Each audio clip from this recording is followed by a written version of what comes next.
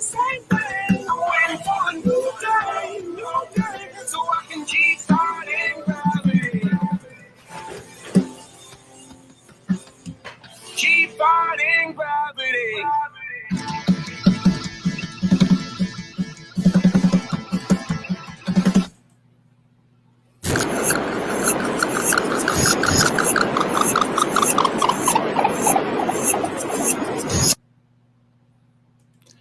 And just like that, we're back. Hey, everybody.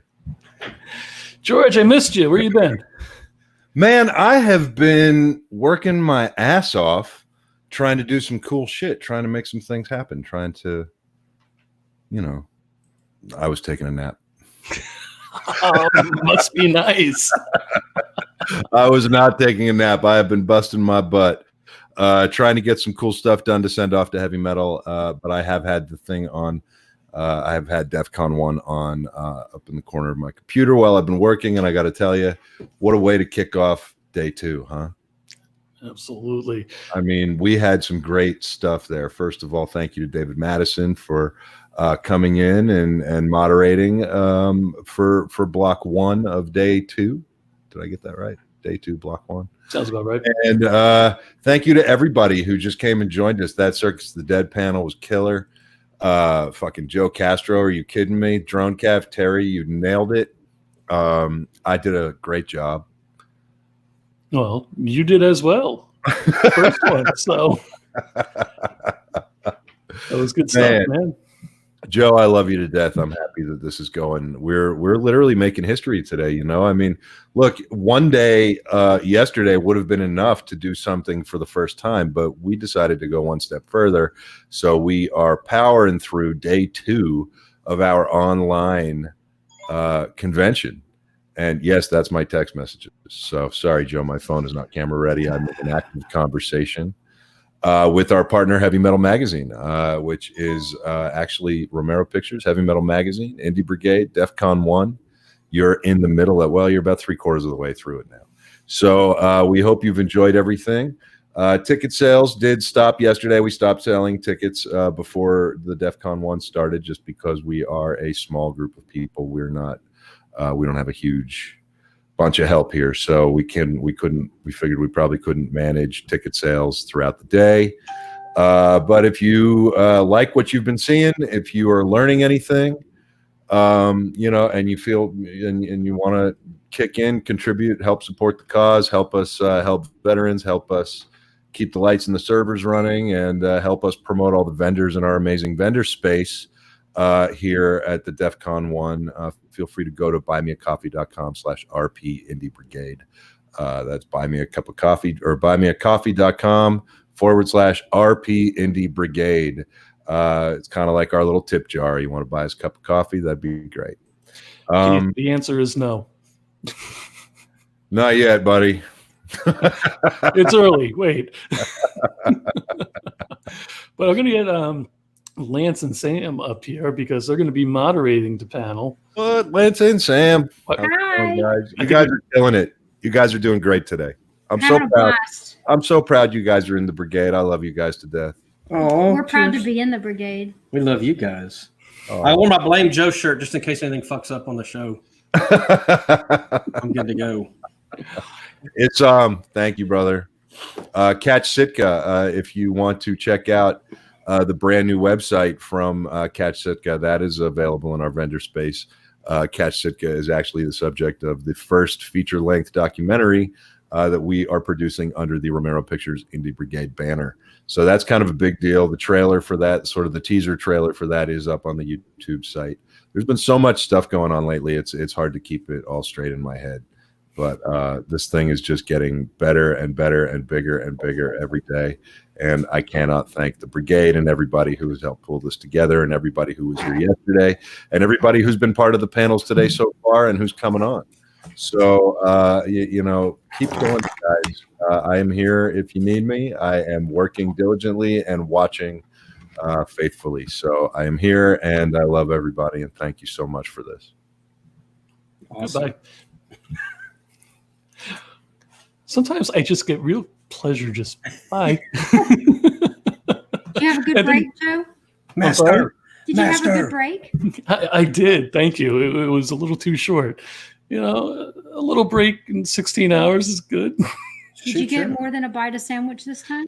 Yeah, I had some kind of Chinese dumpling thing, so I'll be good to go for the next few hours now. It's all the fuel I need.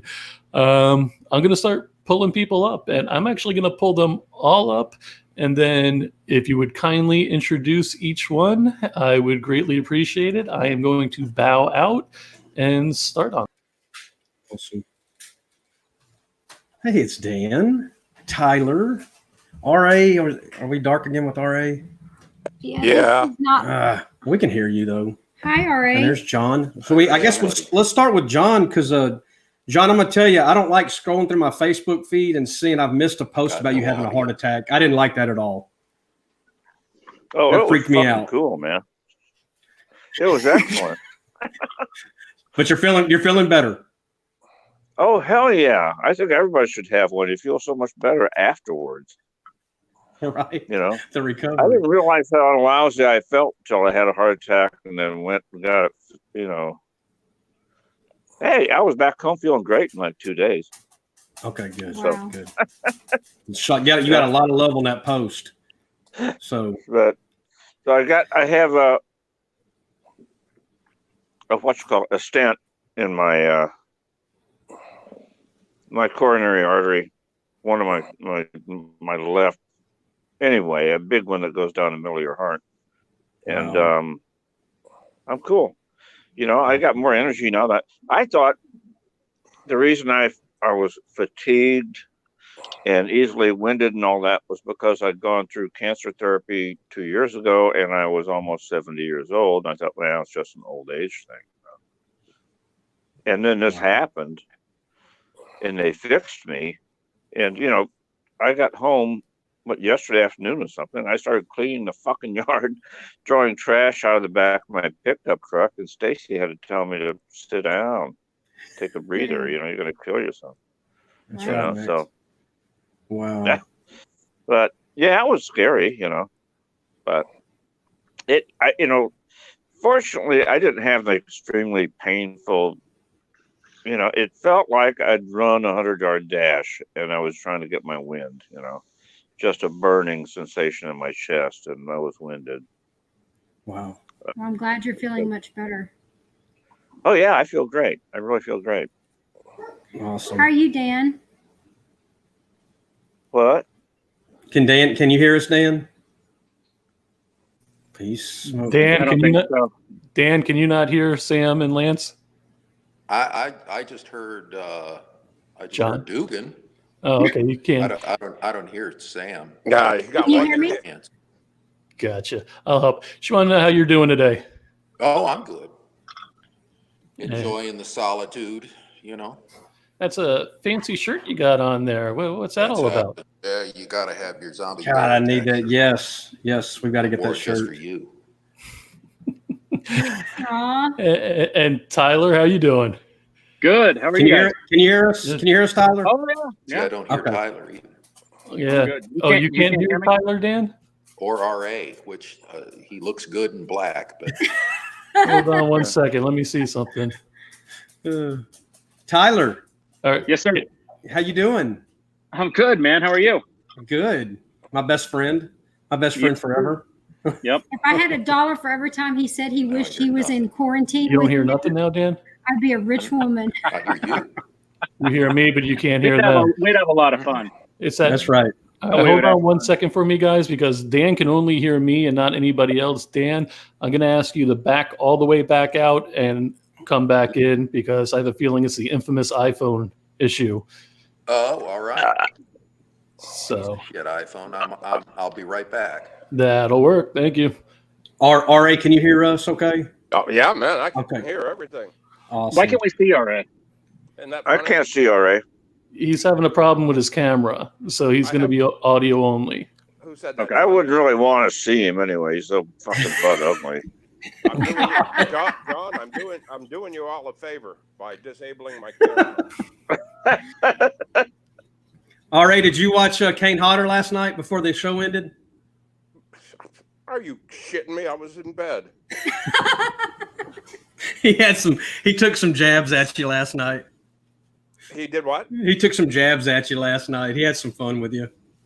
Yeah, that's okay. My shoulders are broad. I can take it. Can you hear us now, Dan? Now I hear you. Yes. Awesome. Can you hear everybody? I've just heard Sam so far. You got me, Dan? There's Tyler. How are you, buddy? Good, man. Good to see you. Awesome. Sound off, Dugan. John, can you say something for Hey. Dan? There he is. All right, and RA. Dan. There's Dan. All right. That's All right. everybody. Awesome. Good job, Joe. Oh, thank Well, you. blame Way Joe to for go, that. Joe. You're a champ. Well, thanks. Bye. So where were we at? We were just saying hi. How's everybody? Talking One to thing, Tyler. yeah, you may want to do is, if we could, start with start with John, because he was in the original, and then go around the room. And for those of you who don't know who these gentlemen are, first of all, shame on you. Right. But discuss the character you played in what movie, please. Will that work as a start? Yeah. Or we can just say it. We know it. Let them do it. Yeah, I guess. Start with Mr. Dugan. John? Oh, hey. Hi. He was in this one. Yeah, I original. was in I played Grandpa in the original Texas Chainsaw Massacre in 1970. Well, I did it in 73. Came out in 74. Then I played Cop in the fourth one, which I'm not sure what it's called. That was yours, right, Tyler? But I stole my great scene where I just stole it. I ate up the scenery with Renee Zellweger in that one, and actually stood this close to her like all fucking day. She touched me. She reached up and wiped the sweat off my upper lip. Aw. That's awesome. Yeah, she goes, it starts right here, and then it spreads all over your face. It was motherfucking hot, of course, Texas. Oh, And then absolutely. I got to play Grandpa again in Chainsaw 3D with my good friend Dan Yeager. That's right. All right, Dan, you wanna do yours? Who? You're up, Dan. Oh yeah, I had the honor of playing Leatherface in John Dugan's masterpiece Texas Chainsaw 3D. Boom. All right. I did not get to lay hands on him though. Oh no. Redo. Oh, but I would love to. Sounds like another film And coming. I just Rather fetching old man I am, you know. Dugan, I think your doctor's a fool if he thinks you have a bad heart. You have one of the greatest hearts in the world. Aw. And really big hangy balls too, you know. So John, you can't talk about that stuff around Samantha. Oh yes, you can. oh, sorry, Sam. No, you can't. But- Being funny. I encourage it. She does. All right. Do you want to introduce yourself and your role? Say that one more time. Do you want to introduce yourself in the role? Oh, Your yes, I role? will.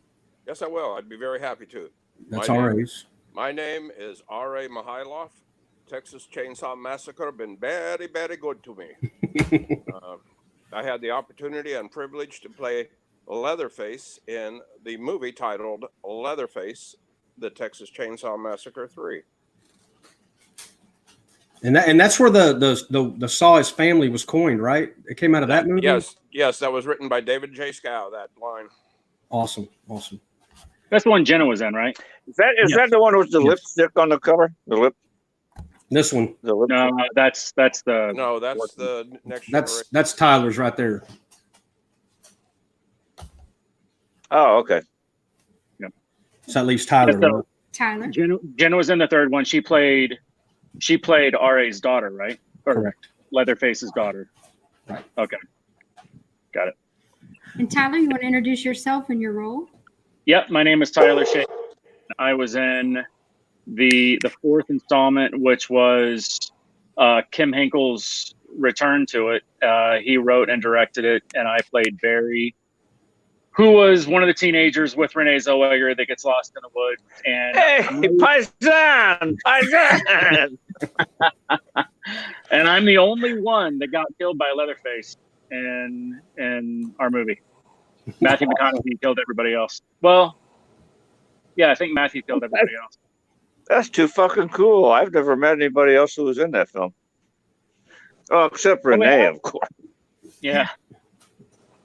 She and I still get together and like, sleep together like every couple of years. Tyler John. There it is. DEFCON 1, bringing people together. One person at a time. Hey, Joe, why didn't you get Renee on here? Sorry. Well, she's got some big awards, and I think she has a new I thought you were going to say something else. No. Her managers might have something to say about where she visits recently. Her manager. Yeah. She has a new accent, sounds like, from the Oscars. You noticed that too? Yeah. From doing Judy Garland stuff or something? I don't know. Oh, the whispery voice, right? Yeah, but there's an accent to it. There's kind of there's a flair to it, I noticed. And it's funny because and I think I showed you guys, I have a lot of behind the scenes footage that I taped myself that I kept over the years. And she was an up-bar, man. She was so much freaking fun and so crazy and loud and laughed all the time. And she's really neat. Yeah, very, very. And it is kind of weird, it's been a lot of years and everything, and everybody matures to a certain degree, but she was a lot of fun.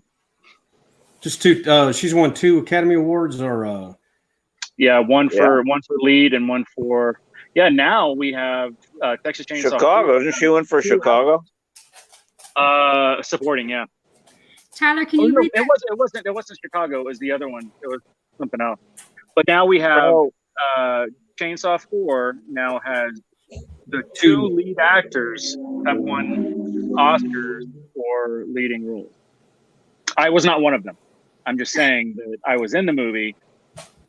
That had 2 Oscar winners. Can you read that question up there from David Martin? Tyler, can you see it? So, Tyler, are you afraid Lance Wagner will leave Samantha Wagner for you? He almost...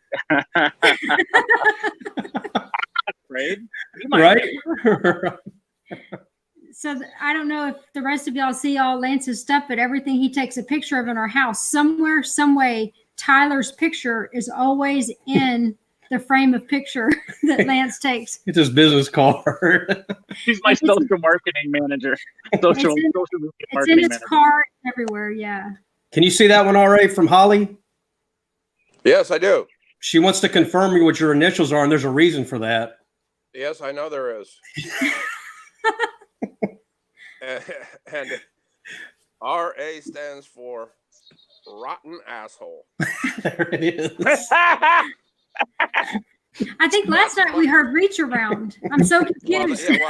No, that's the name I gave. No, Reach Around is the name I gave to Kane Hodder. Yes, that's awesome. Yes. Oh, y'all are fun. That is so good. I want to be a fly on the wall when y'all get together. Absolutely. Oh, we have a blast. We do have a lot of fun when we're all together, for sure. That's awesome. Tyler, you go ahead. Joe is in here. Dan's too quiet. I was going to ask Dan about his new coffee, about Killer's Choice coffee. Is it? I think I need some right now. Are you growing coffee? Every killer does. He's got coffee now. No way. RPIB's coffee. Official blend. Official blend of the Romero Pictures Indie Brigade. Yeah, are you guys? Are you growing the trees, or are you harvesting from somebody else? Oh yeah, no, I have a supplier who's a roaster here in New York, and yeah, they take care of all the complicated stuff. Cool packaging and awesome merchandise, Tyler. What's it called, Dan? The initial offering is the Gravediggers Roast. Awesome. Killer's Choice coffee. It's all, I live in New York now, and New York the state of New York. I don't live in the city. It really is a coffee desert.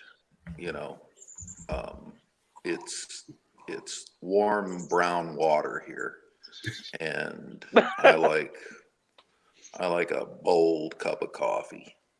Awesome. So. Hey, George likes a bold cup of coffee. He wants it to stand up on its own. Yeah, it should have an oil slick on top, or not even coffee. Oh, I totally agree.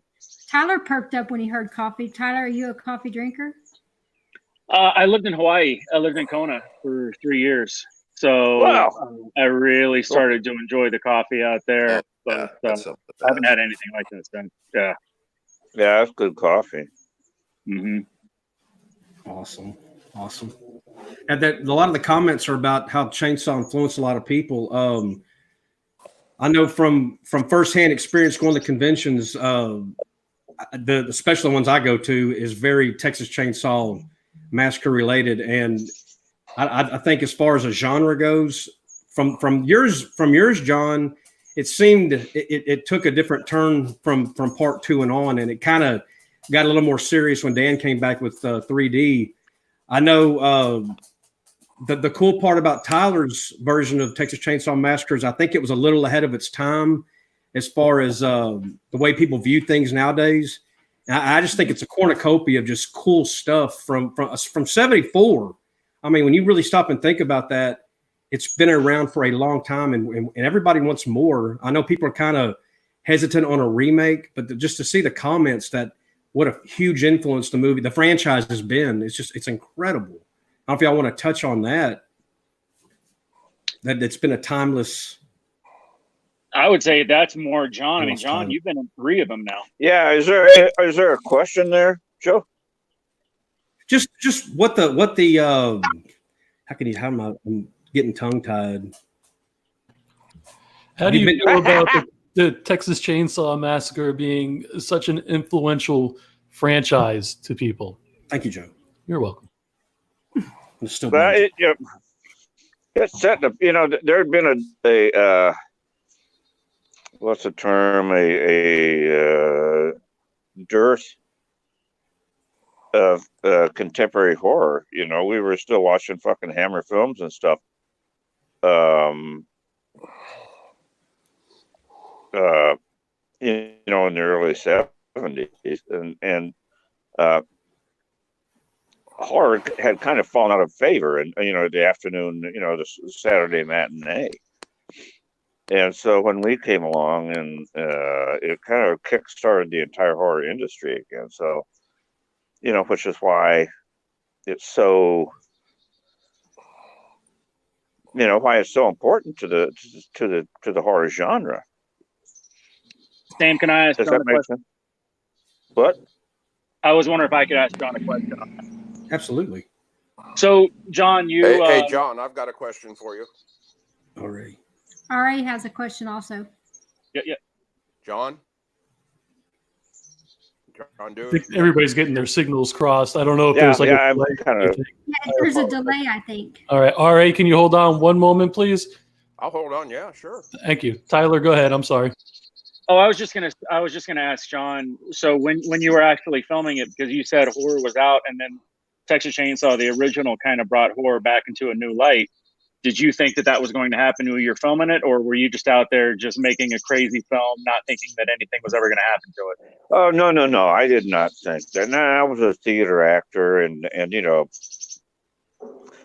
at that point, I thought I was going to join a repertory company somewhere, and you know, either that or move to Australia and make movies there, or go to Italy and make cowboy movies. You know, or go to New York and hit the. You know, I had no idea what I was going to fucking do. And then Kim Henkel, who happened to be married to my sister, called me to do this film, and I loved horror. I thought, oh yeah, this sounds like the fun thing. What I did on my summer vacation, kind of thing, you know. And I don't think any of us had any idea how huge it was going to become.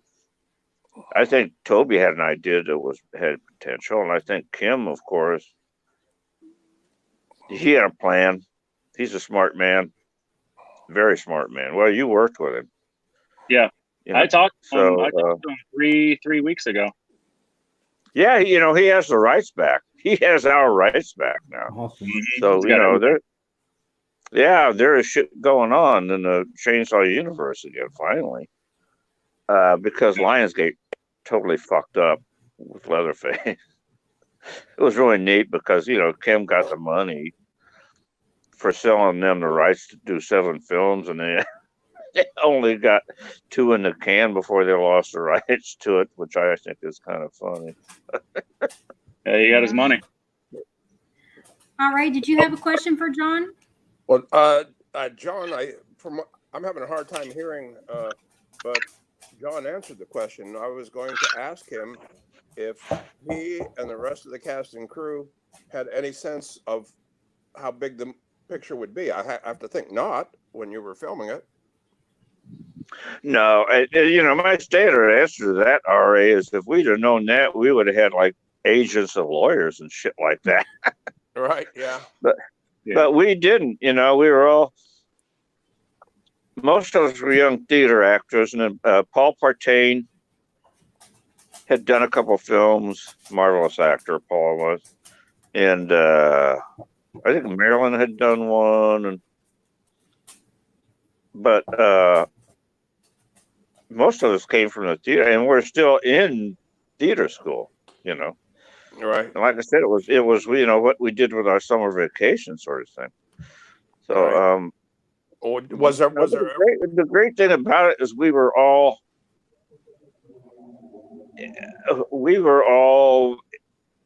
educated.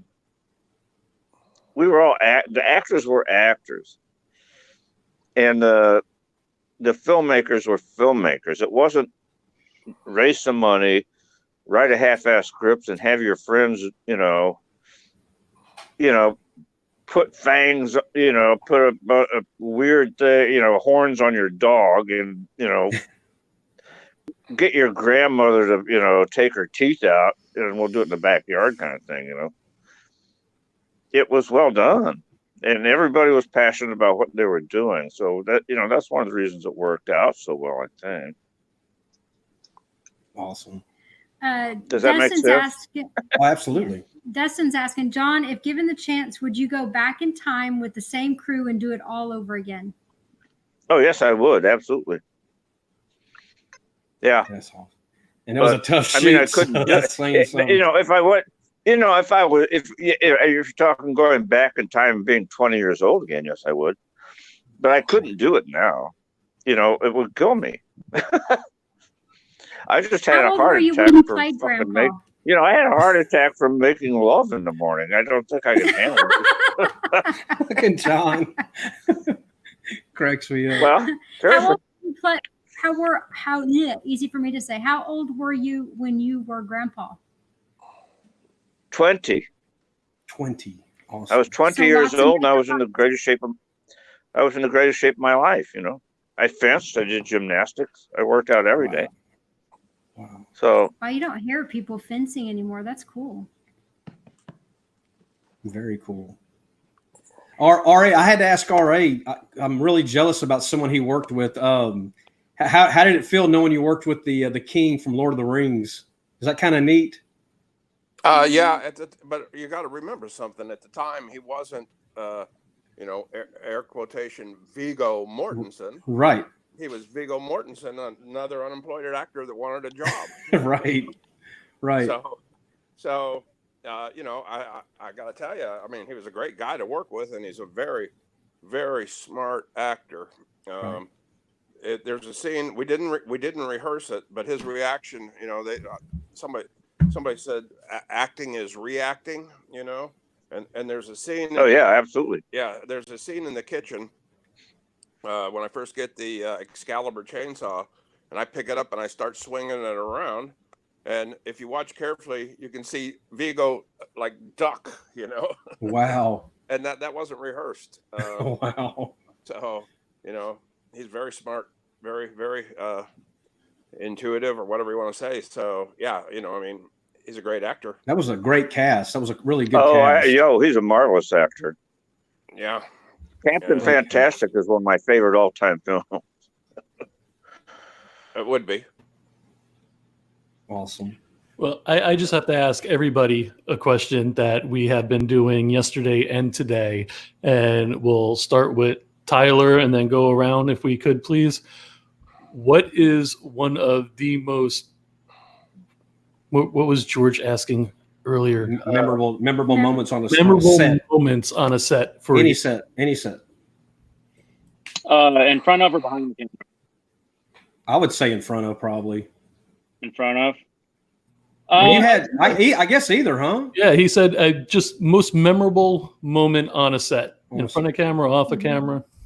On any set, I guess getting healed from John Travolta because I got stung by a bee and he cut me down in front of everybody, and he put his hands on me and went all the way down one leg and then up the other, and people were looking at me like, "Oh, like how do you tell John Travolta?" Scientology touch therapy.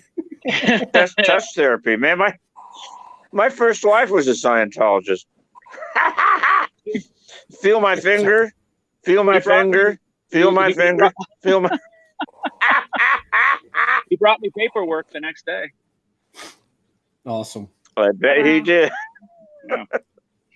That was one God, of my. Tyler, that's fucking excellent. How about you, Dan? Oh, I would have to say it was on Texas Chainsaw, and unfortunately it ended up on the cutting room floor. Oh man! It was the scene where I had to put Marilyn Burns back in her coffin in the ground. Wow. Yeah, and it was in the script, and we shot this whole scene, and basically it's just Leatherface, putting grandma back in her grave because somebody else is going to take care of her. And it was just the most horrific, emotional thing, and it was all Marilyn's fault because Marilyn was my grandma, nothing like in real life, as I learned later. But yeah, that was an extraordinary thing, and there was no way they could put it in the movie. It was just exactly the wrong. You don't want to end a Texas Chainsaw movie, with the whole audience crying. That's just not gonna fly. Right. So, anyway. Were you going to say something on that, Tyler? No, I'm just responding to him. It was cool. Cool to hear his story. That is neat. Who's next? RA. RA? Yeah, I'm going to repeat what I said with George yesterday. I think my most famous moment on Texas Chainsaw 3 was the night we filmed the big body pit scene, the excavation of the body pit, and several of my friends were working that night. I wasn't even scheduled to, work that night, but I rode up and just hung out because I just wanted to experience being on a movie set with all my friends. That's all I had ever wanted in my life, and there it was in a beautiful, crystal clear moment. Wow. Yeah. It's What boring. If y'all could all go together in a film to make another Texas Chainsaw, what do you think it would look like? The four of us. Who you? I'm what's sure I question? would probably be one of the first ones to die. Victim one. Yeah. Victim one. I think it'd be a lot of fun. Hell yeah. That'd be great. Yeah, I'm ready to step in at a moment's notice. Awesome. Dan, you ready to kill somebody? Always. Oh. That one. Yeah, I would love. And Dan, Dan and I if they ever come up with a better job than being Leatherface, you let me know. Right. I'll go do that. That's awesome. No shit. Yeah, it was more fun than Barry, I bet. Then what? I missed it. Very. Barry. It was more fun than Oh, your Barry. role. Yeah. I don't know. You were a He's like, good. You were a good jerk. You were an awesome jerk. Thanks. You were a great jerk. I liked it. That was a great character. No, Tyler, you live this one out. That would be, yeah. You survived, Tyler. Tyler ends up being the killer at the end. That's what I think. I don't know. Well, with two leather faces, maybe you're like the Leatherface puppet master or something. That'd be kind of cool. Yeah. I'd love to play a character like that. I've always wanted to play a character that was just feared and, you know, not hated like you know, some people can play a character that people just despise so much that it just kind of bleeds into, I just don't like that person, you know, that actor or whatever that is, but not like Leatherface or anything. You know, it'd be really cool to play a character like any of those guys. I have a script. I'm trying to raise the money. The one that you and I have been talking about, right? I want you to be the killer. Wow. Be the killer. Well, you talking about a slaughter farm? I could do it. Dugan's going to have to play another cop. I could do it. Another cop or grandpa. That's awesome. That's a good. You're talking about slaughter farm, right? I love that role. I love that script. CW they were talking about that the other day. He that slipped out on the Georgia show on Friday, Romero Picture show on Friday, and I heard those two words together, and I about had a fanboy moment. I want to see that movie in the can so bad. Yes, I'm dying to see that movie. Just the premise of it is amazing. So I guess we got to get word out and make it happen. We got to make it happen, Dan. Let's make a movie. Yeah. Got to make Dan, it happen. It's only money. You're working with CW now, right? The CW. Yeah. Okay. I just saw Kate pop on a little bit ago, his wife. So hopefully they're both watching. Hi, if you guys are. He's Hi. watching. I saw him in the comments. So Dan, I'm curious to know, what does an excited Dan look like? That is exciting, Dan. He's just so chill. I know. I got a cigar. I got a glass of whiskey, and I'm talking to my friends. That's awesome. You're like the most chill person out there. Super chill. Yeah. You're laid back. We've got to get those smoking. shirts too. Yeah. I'll get these shirts on the website so everybody can have them. Awesome. We'll get them. We'll do that. I'll send you anyway. I want some of this coffee. And you're going to get some coffee. I'll make it happen. CW said Slaughter CW. Farm will get made. Love that attitude. There he is. Oh, People stay positive. Yeah. No, That's maybe your he's friend an from Canada. investor. Maybe he's about to drop $1 million on our asses. That would be He nice, sounded right? so confident. Open your wallet. Hell yeah. CW says Tyler, Dan, John, and RA love you, brothers. Love you too, man. Thank you, CW. We love you. CW. Yeah, man, that dude's a champ, man. He's helped me so much. He's just a good guy. We're trying to figure out how I can get up to Canada for his next big show in October, but October's a busy month, as you guys know. John, okay? That's not Corona. It's a PBR. I saw a PBR. Okay. I swapped. Oh, go ahead. Fly fluid in my mouth. Oh no. Hey guys, we have some people in the lobby that want to pop up and ask a question, if they may. That's kind of like the whole deal of this thing. If you don't mind, I'm going to bring Scott up, and he's going to ask a question. Scott's awesome. Thank you. There's Scott. Hi, Scott. Hey, how's it going? Hey, this question is actually for John.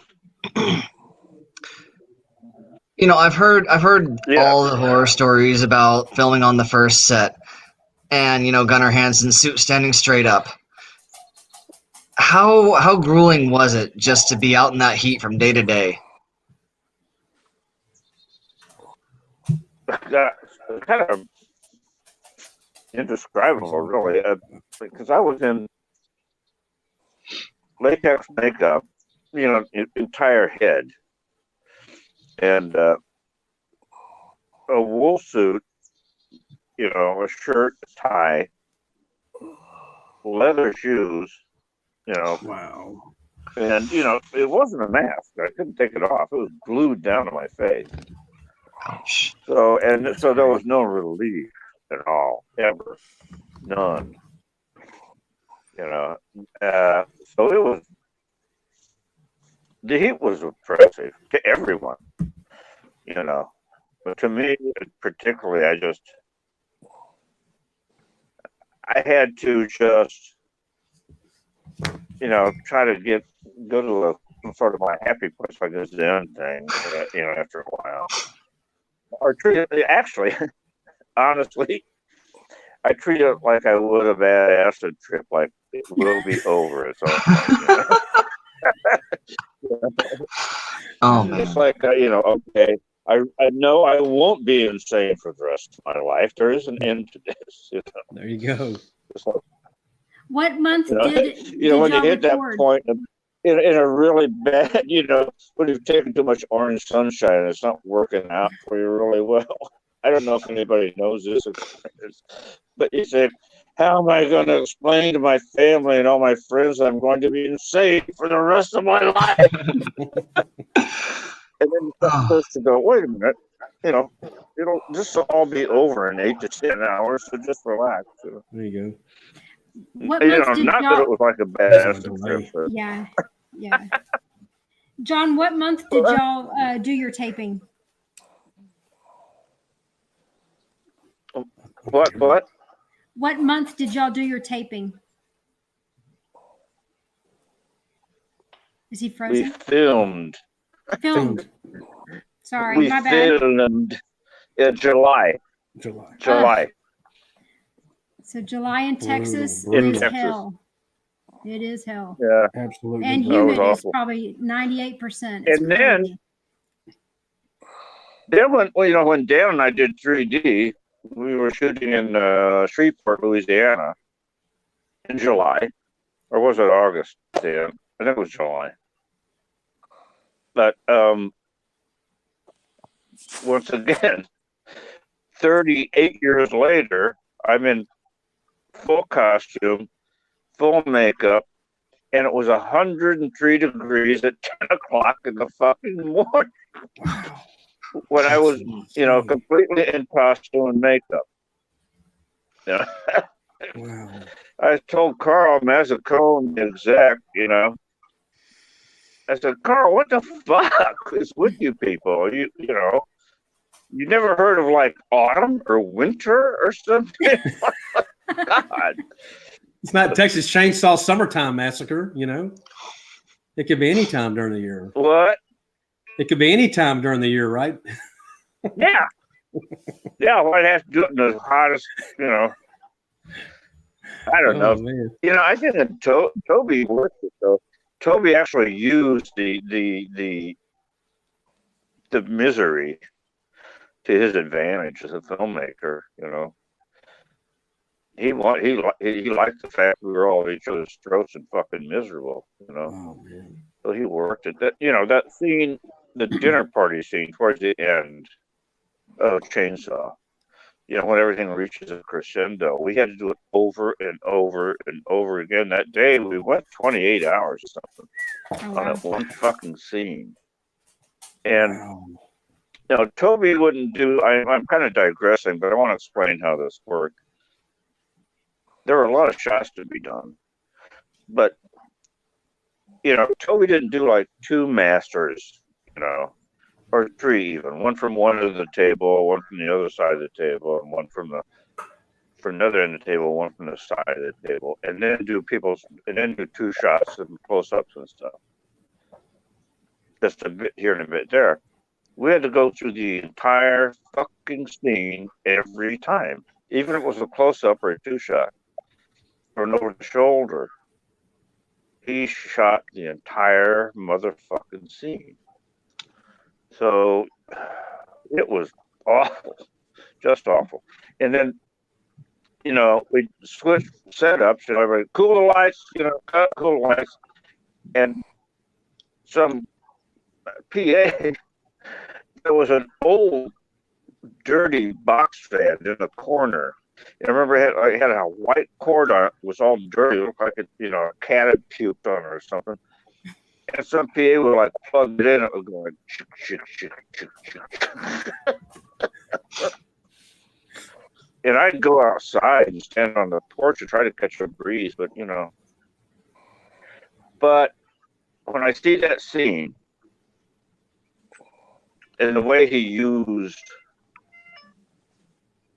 everybody's stressed, everybody reached a point where it's like, yeah, let's just, as Gunner said one time, at some point, the sun started to come up and we started at sunrise. It was like, yeah, fuck it, let's just kill her. I want to go home. Fuck it. Yeah, I think we all started feeling that way. But it shows on screen. I mean, watch that scene. It's palpable. You can feel it. You can feel the tension in that, Wow. Nice piece of filmmaking, really. Abusive, maybe abusive, but wow, he was an abusive director, so absolutely. We hear a lot about directors that use the circumstances of the area or the situation that they're in, either the heat, the cold, the personalities between people, that use that to draw out things that they want from people to get what they want in a shot. I think Toby did that. Absolutely. Do you guys think characters like Leatherface work best with very little backstory, or would you rather have explanation? That's from my friend Damien. He's a huge Texas Chainsaw Massacre fan. Right there. One of the Leatherfaces. There it is, right there. Can you see that, Dan? Or RA? Y'all want to answer that? Do you guys think characters like Leatherface work best with very little backstory or with explanation? Yeah, I don't know.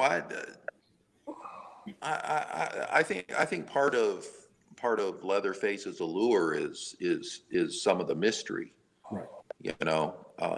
There's nothing as terrifying as the unknown. I think they get a little carried away with trying to explain him. Right. Dan?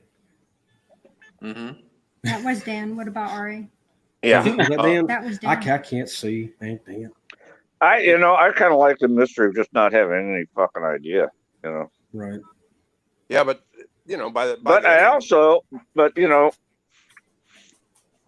well, let me backtrack on that. I think in the first one, it's important not to know any backstory on these people, except for the fact, they worked in a slaughterhouse or whatever. But then, after the first, as the story progresses, then you kind of want to know, how did this all start and everything, particularly the character of Leatherface, Right. All right, were you going to make a comment? I was. Go ahead. Till John Dugan started talking. Sorry, Ari. Actually, if you think about it, by the end of the first one, you sort of have a lot of backstory, or at least the bones, the bare bones of a backstory. That Grandpa worked in a slaughterhouse. The slaughterhouse closed. They lost their livelihood. They lost their income. What do you do when you can't feed your family? That could happen now. You start eating people. Cannibals. Well, try hunting in that part of Texas. Right. So I personally would love to see an origin story. That's a good two different views. Well, they had the prequel, but I know John doesn't like that one. What one? The prequel? The last one of the series so far that was that was filmed in Bulgaria with British actors. With two Frenchy Frenchy directors, and I guess they must have been sitting around drinking their Frenchy wine, going, "Oh, you know, these stupid fucking Americans. We will fool them. The big kid with the long hair. He would. The Americans are going to think he is Leatherface, but we will fool them." That was the stupidest fucking thing I've ever seen. I haven't seen it. I won't see it. You know, Well, I have no opinion on shit. Joe knows. Well, okay. No, I won't see it. Listen, you know, I watched the movie a little bit here and there and stuff like that. So the slug line is, you know, three Utes from a escape from an insane asylum. There's two, you know, like normal size kind of pretty boys, and then there's this big hulking, you know, big, broad, long-haired, mute guy. Of those three, who has the physicality to be Leatherface? Right. And little sleight of hand. Yeah, then they kill him. You know, and one of those little pretty boys is going to grow up to be the 6'5", 300-pound Leatherface. It ain't happening. Right. Dan, there's kind of a question in here for you. Ron says he'd like to know if you studied Gunner's performance in the first film because you emulated him so well. Yeah, I mean, I ripped off all my predecessors as mercilessly as I could. And you go, Daddy. Our movie kind of followed, you know, Gunner's take on it. So yeah, I ripped him off, you know, more than anybody else. But you know, they all got to play Leatherface at a later period in his development. So, you know, it kind of all went, you know, into the motivations. But yeah, you know, I mean, you know, it was Bill Johnson at a con. We were doing a panel one time, and he said his approach was just to do his thing, because, you know, trying to emulate Gunner was like trying to piss up a rope. And, you know, I said something like, "Well, Bill, you got to be willing to get a little wet," you know. But basically, you know, I of course had, you know, a 20-year intervening time span to Right. you know, give Leatherface what he needed to get the job done at that point, because you know, everybody else was dead. So Gotcha. it was just him and Grandma at that point. Tyler, would you like to play a Leatherface? I want to hear Tyler play his guitar. I'm not tall enough. You're not tall enough. We'll get you some stilts. If I had stilts, yeah, maybe I could try that. Apple boxes, bro. I don't know. I think Leatherface would be a cool character, but I'm not the silent type. I have to be able to use my mouth, and so you know, say.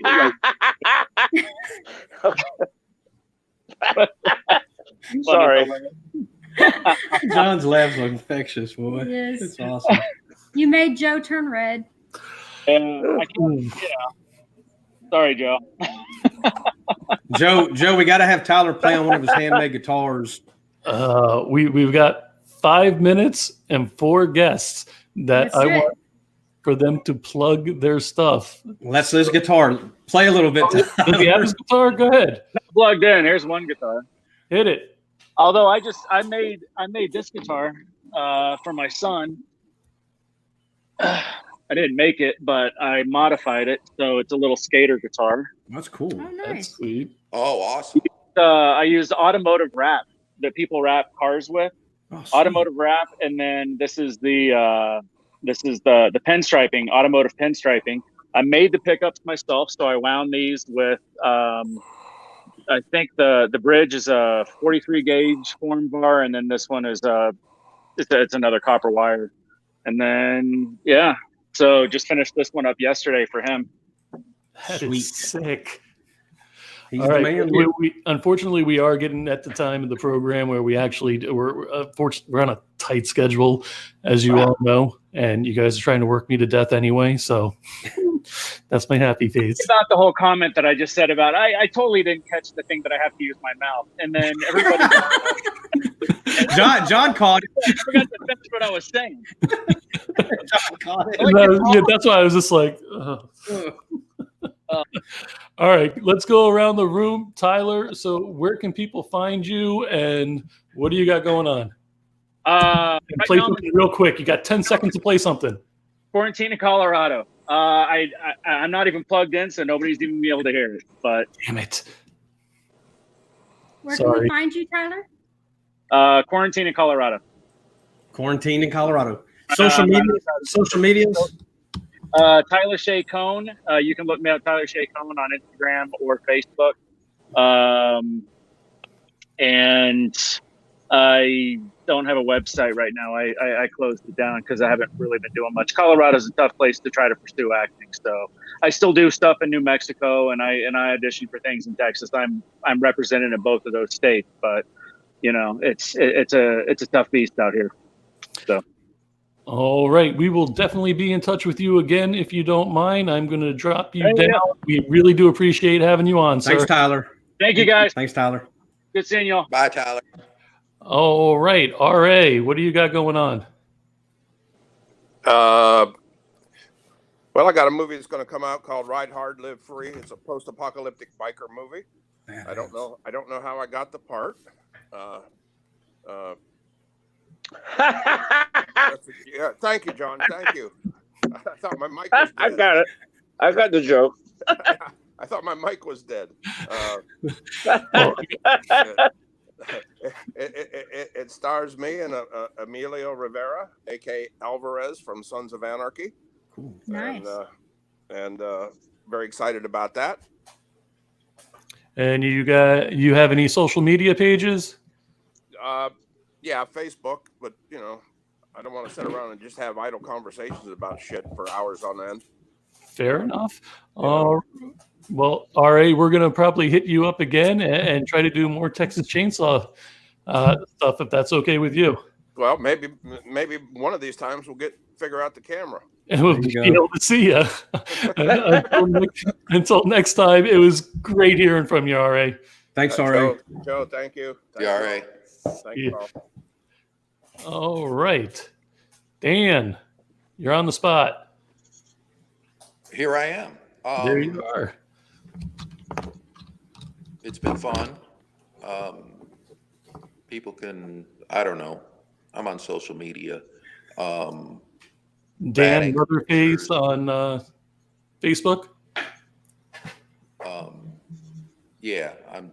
There's a Dan Yeager Leatherface page. There's a Bad Anger Pictures page, and there's a Killer's Choice coffee page, which is killerschoice.com. And yeah, no, I'm always happy to play. Dan is going to be a regular. I'm assuming CW is also. Dan, do you do the Twitter thing or the Instagram thing? I do, but poorly. I understand that. I'm the same way. Yeah, if you can find it, it's probably not worth your time. Yeah, I'll work on that. I got to get better at it. You know, I got the Facebook down. That took, let's see, 11 years. Awesome. We'll see. I'll work on the Twitter and the Instagram. Right on. We will see you next time. Thank you very much, Dan. Thanks, boys. Yeah. Bye, Dan. All right, John, you're on the spot. Where can they find you on social media? You got a minute or less. Just my Facebook page. Just your Facebook I don't page. have a website or anything like that, but I'd really like to tell everybody that's like locked in and bored, these next couple of weeks that I have two wonderful films that came out in the last year or two, Deviant Behavior and Rock, Paper, Scissors, which I'm very proud of my work, and I'm going to, give them a look. We have that movie. All right, definitely. We have that movie. Oh, you No. have it? We have Which it. one? The rock, paper, scissors. Oh, really? We have it. What do you think? I haven't gotten a chance to sit down and watch it yet, John. We have a ton of movies. Well, So I'm going to put that in the front. That's going to go straight to the front. that's not helping his cause. I'll be all over Facebook. Trust me, John. It'll be all over Facebook.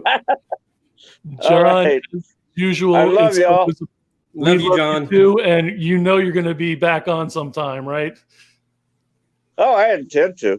I'm all hot in your ass. We'll catch Put you me next on. time. Put me on.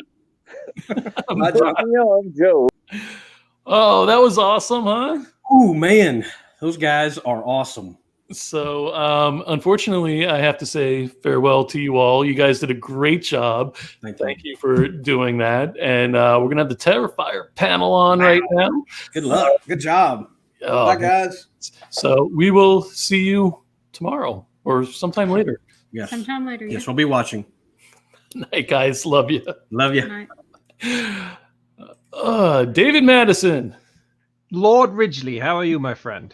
I am well. You are going to be moderating this Terrifier panel. I was speaking to the guys earlier. I don't think there's going to be a whole lot of moderating going on. They seem like a good group of guys that know each other pretty well, and they appear to be ball busters. You're going to have to ask Damien about a red hat, though. So You have it. You got it. all right. So I'm going to drop off. I'm going to bring them all on at once, and if you could do the introductions, I'd appreciate it. Absolutely. Hey, Dave. Hey, caught me drinking. Hey, Damien. What's up, David? Hey, Phil. Hey. Hey, Michael. Hey, Hello. Jason. I don't know any of these guys. No idea. Wrong panel. I'm right over your shoulder. I know. I was like, well, how is I'll have none of this, David being above me. You know, the truth of the matter is, Phil's used to it. I'm just surprised. I'm just Phil, looking you're down even on here you now, right Phil. That's all. Jason, is he begging me? Take a look. It's like the Brady Bunch, but Are we different. allowed to curse? Yeah, absolutely. Oh, good. You know, off. oddly enough, I do recognize you all. The other day, I was at the post office, and I think Damien was #1 on the most wanted. Dave was #2. No, I am the shit.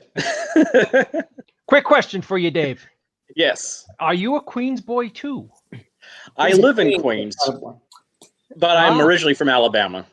Sweet. I was born and raised in Middle Village, Queens, and if I'm not mistaken, you're like right around the Astoria area.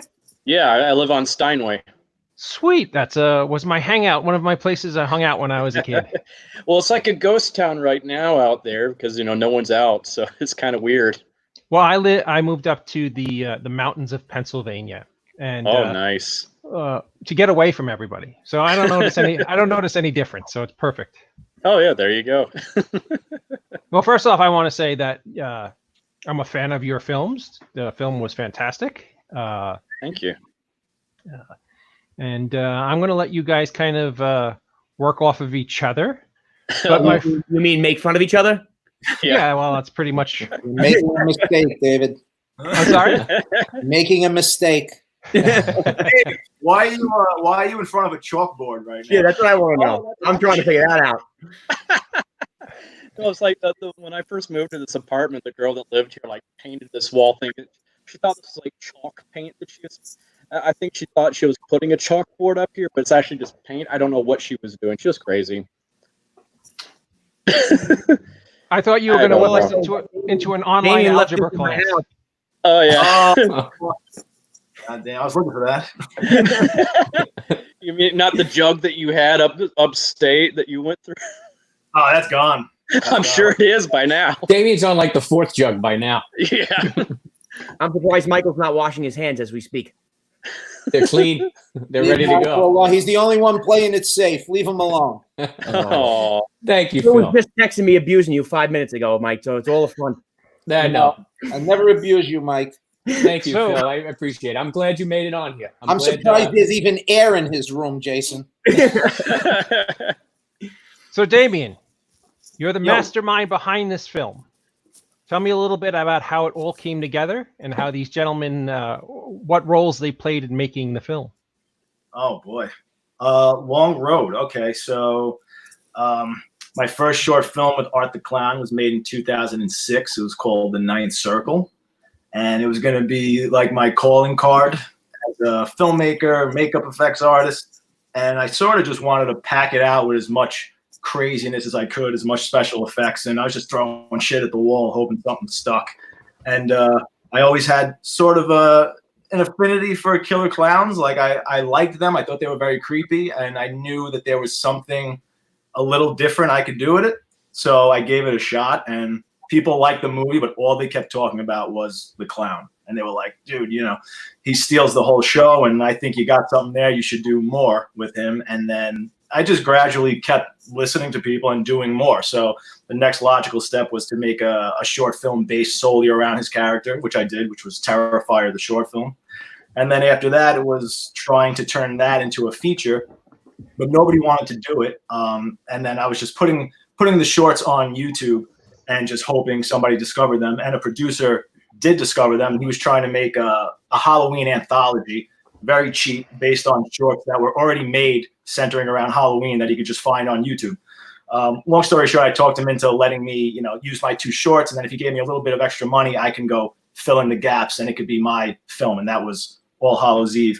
Never what I wanted to make, but it was the opportunity presented to me at the time. But what I always wanted to make was Terrifier. And even after All Hallows Eve came out, and it was getting like a little cult following, and I was, you know, I even went back to that producer of All Hallows Eve, and I was asking him, you know, look, people are really digging art. I think we should make a feature. And he said, you know, and this came, you know, down the pike from, you know, the people that he would get money from and his distributors. And he was like, look, nobody wants to make killer clown movies. They can't sell a movie. And I was like, you know, I was like, that's because it kind of hasn't been done yet. All you really had was It. And that was made for television. There's really never been at that time a killer clown movie in theaters. And even at that time, I knew It, the remake was coming out. And I told him that. I said, I think clowns are going to be the next big thing. I think, you know, everything is cyclical, and I think it's their time. And also Rob Zombie was making 31. I'm like, you sure? And he's like, nah, clowns are never going to take off. Sure enough, it becomes the highest grossing horror movie of all time, you know? And that's just the way the business is. Nobody wants to start the trend. They just want to hop on the bandwagon, you know? So long story short, it's this guy down here, Mr. Phil Falcone, who is the only one who believed in me and gave me the money. There he is. It's like the Brady, it's a demented Brady. Everyone just look around. He's down there. Yeah, I was trying to do an Indiegogo at the time for Terrifier, and couldn't even raise the money. We were only trying to get $15,000 for it, and I was just I sent the Indiegogo out to everybody, every email I had, and I had worked with Phil on one of his film Joe's War, and I did special effects for it, and I just sent it to him, and I was like, hey, can you take a look at this or pass it around to people that you might know? And he's like, what are you trying to do with this? He's like, I'm, you know, just raise a little money, trying to make this killer clown thing. He's like, I'll give you the money right now. He's like, he's like, I want to produce it and just show me how you do the special effects. And literally the next day, he gave me the money, and we were off and running and making the first Terrifier. Wow, and that is awesome. He's the reason why we're all here right now. Yep. So. Well, kudos to you, Phil. You are the reason that a great horror icon has now been created.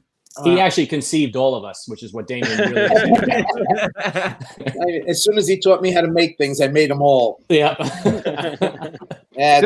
Damien's got a mind for this. There's no doubt, because every time he showed me something, I was like, yeah, I don't like that.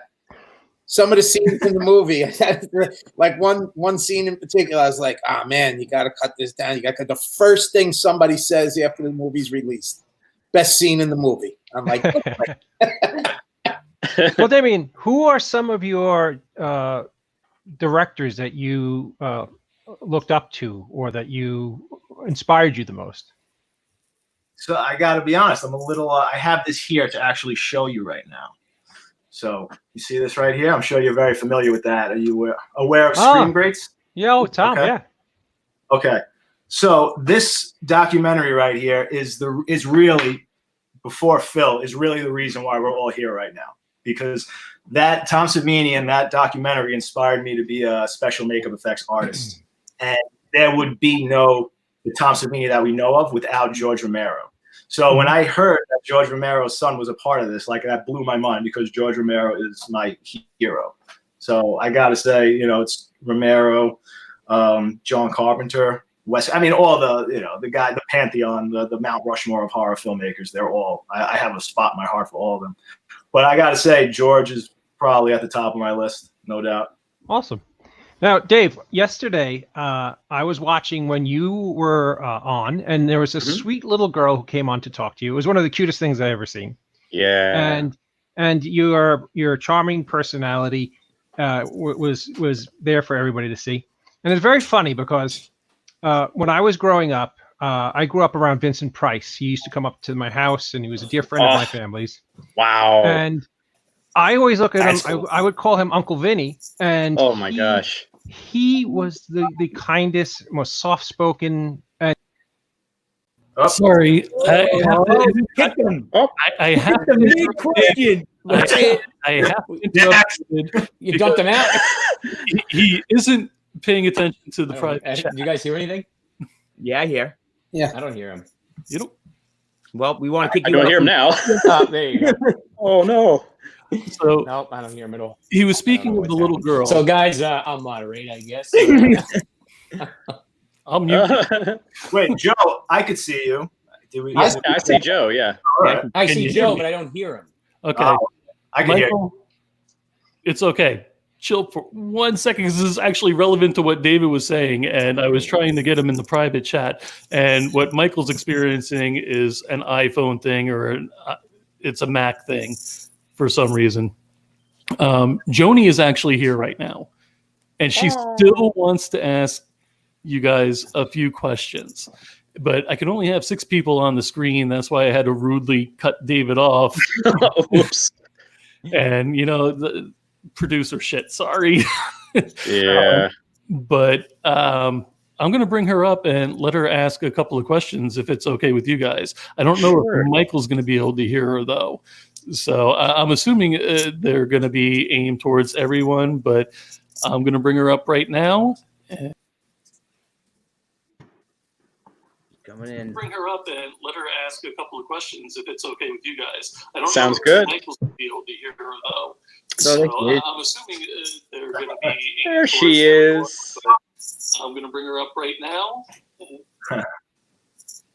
Hello, John. Hey. It just replayed that sound. Sounds good. We hear you now. So I hear. okay, that's so. I have a couple of for David. Mm-hmm. So it's about it's mainly about the Terrifier. Okay, cool. Because so when I don't know if I did a review on Terrifier. I think I'm gonna if I haven't.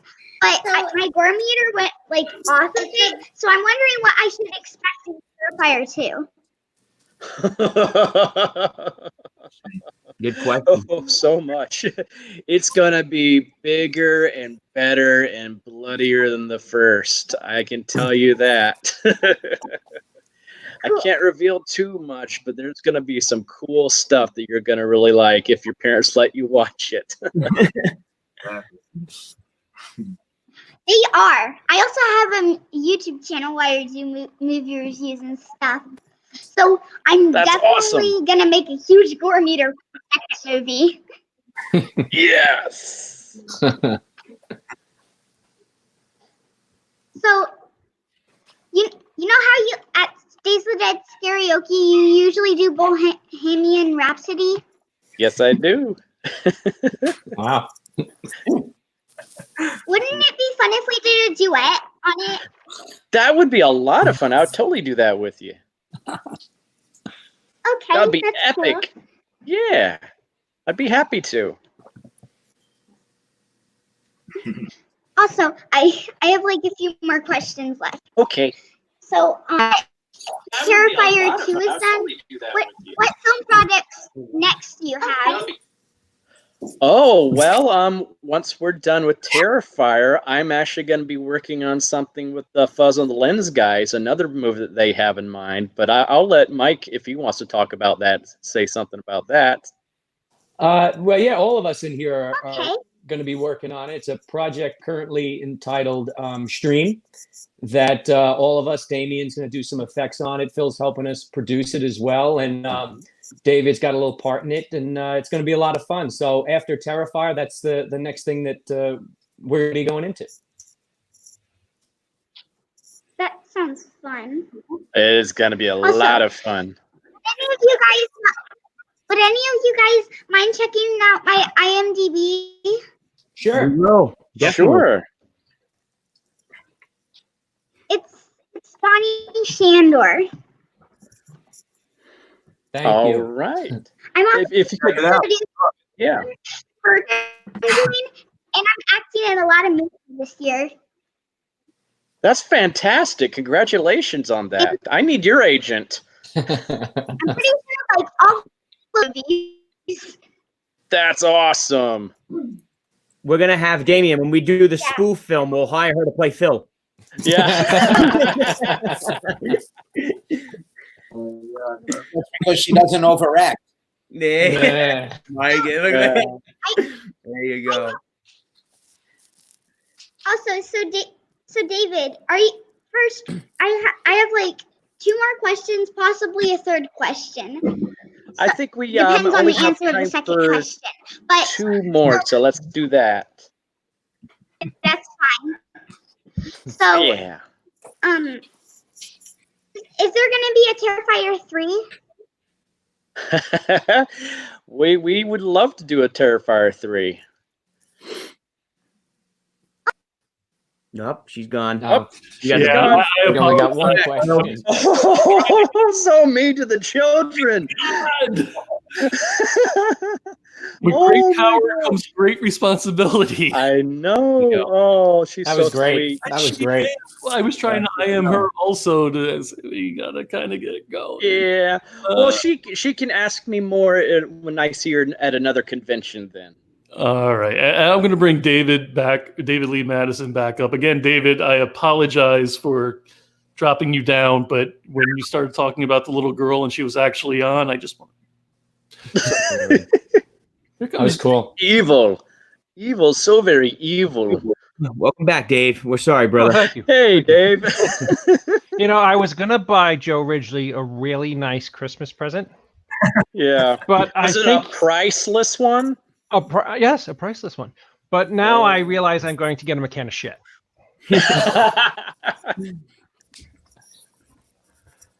So I don't even know what the hell I was talking about. Oh, it was a price. Yes, he was such a nice, kind, glowing kind of spirit, kind of like what you have, Dave. But he also was able to bring to life some of the most horrifying characters in cinema history. And that's a talent that you have that you should be very, very proud of. Well, thank you. That's a huge honor. I love Vincent Price. He's one of my favorites. When I was writing my screenplay for the film Mr. Hush, I tried to develop a character similar to the Vincent Price pantheon. And sadly, in the 2010s, characters like that don't play as well as they used to. But there are people out there who still love them. Damien, as far as the look of those of your film, it had a wonderful film noir look. Was that done by accident, or was it done by choice because of what you had, the limitations you had to work within? No, it was definitely by choice. I wanted to go with a retro, vintage sort of look. I mean, the lighting was pretty specific with my cameraman, George Stuber, who's also a producer on Terrifier 2.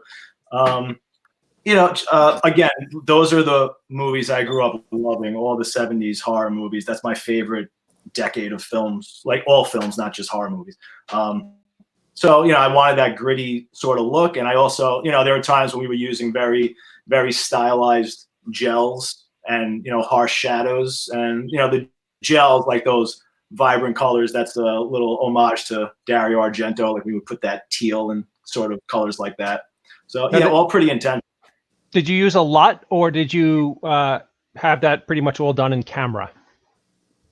I had put a lot, like a few filters and stuff on it, but I mean, a lot of the colors and everything we were doing on set for sure. It was just more about degrading the look of the film and washing it out a little bit in post. Yeah, because it's very hard to capture the feeling of Halloween in a film. And when I say Halloween, I mean the day itself, the feeling of Halloween, the season, and you guys did an exceptional job with that. So kudos. Thank you, man.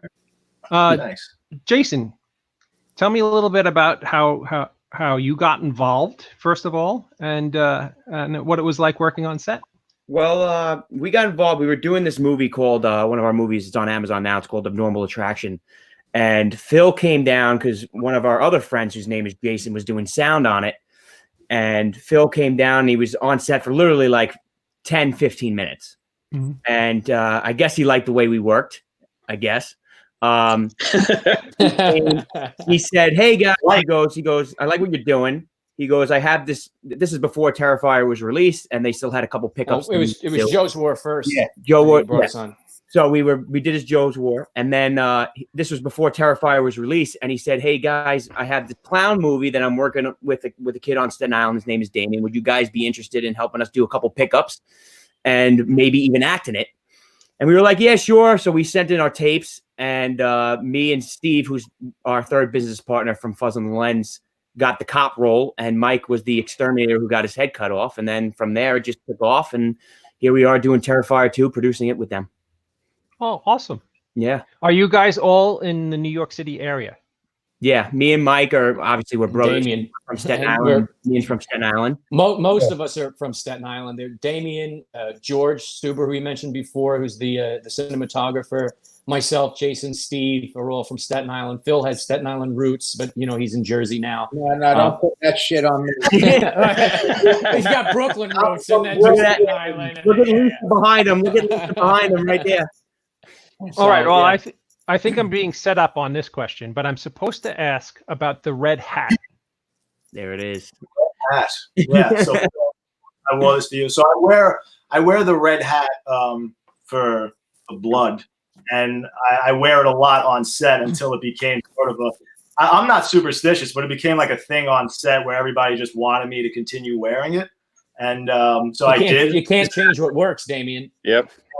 Right. So this is actually a new, cleaner one that I bought. I have the really disgusting one that I wear on set. It's over there. But yeah, and then for my birthday, they all surprised me. The whole cast and crew were actually wearing red hats, so that was really touching.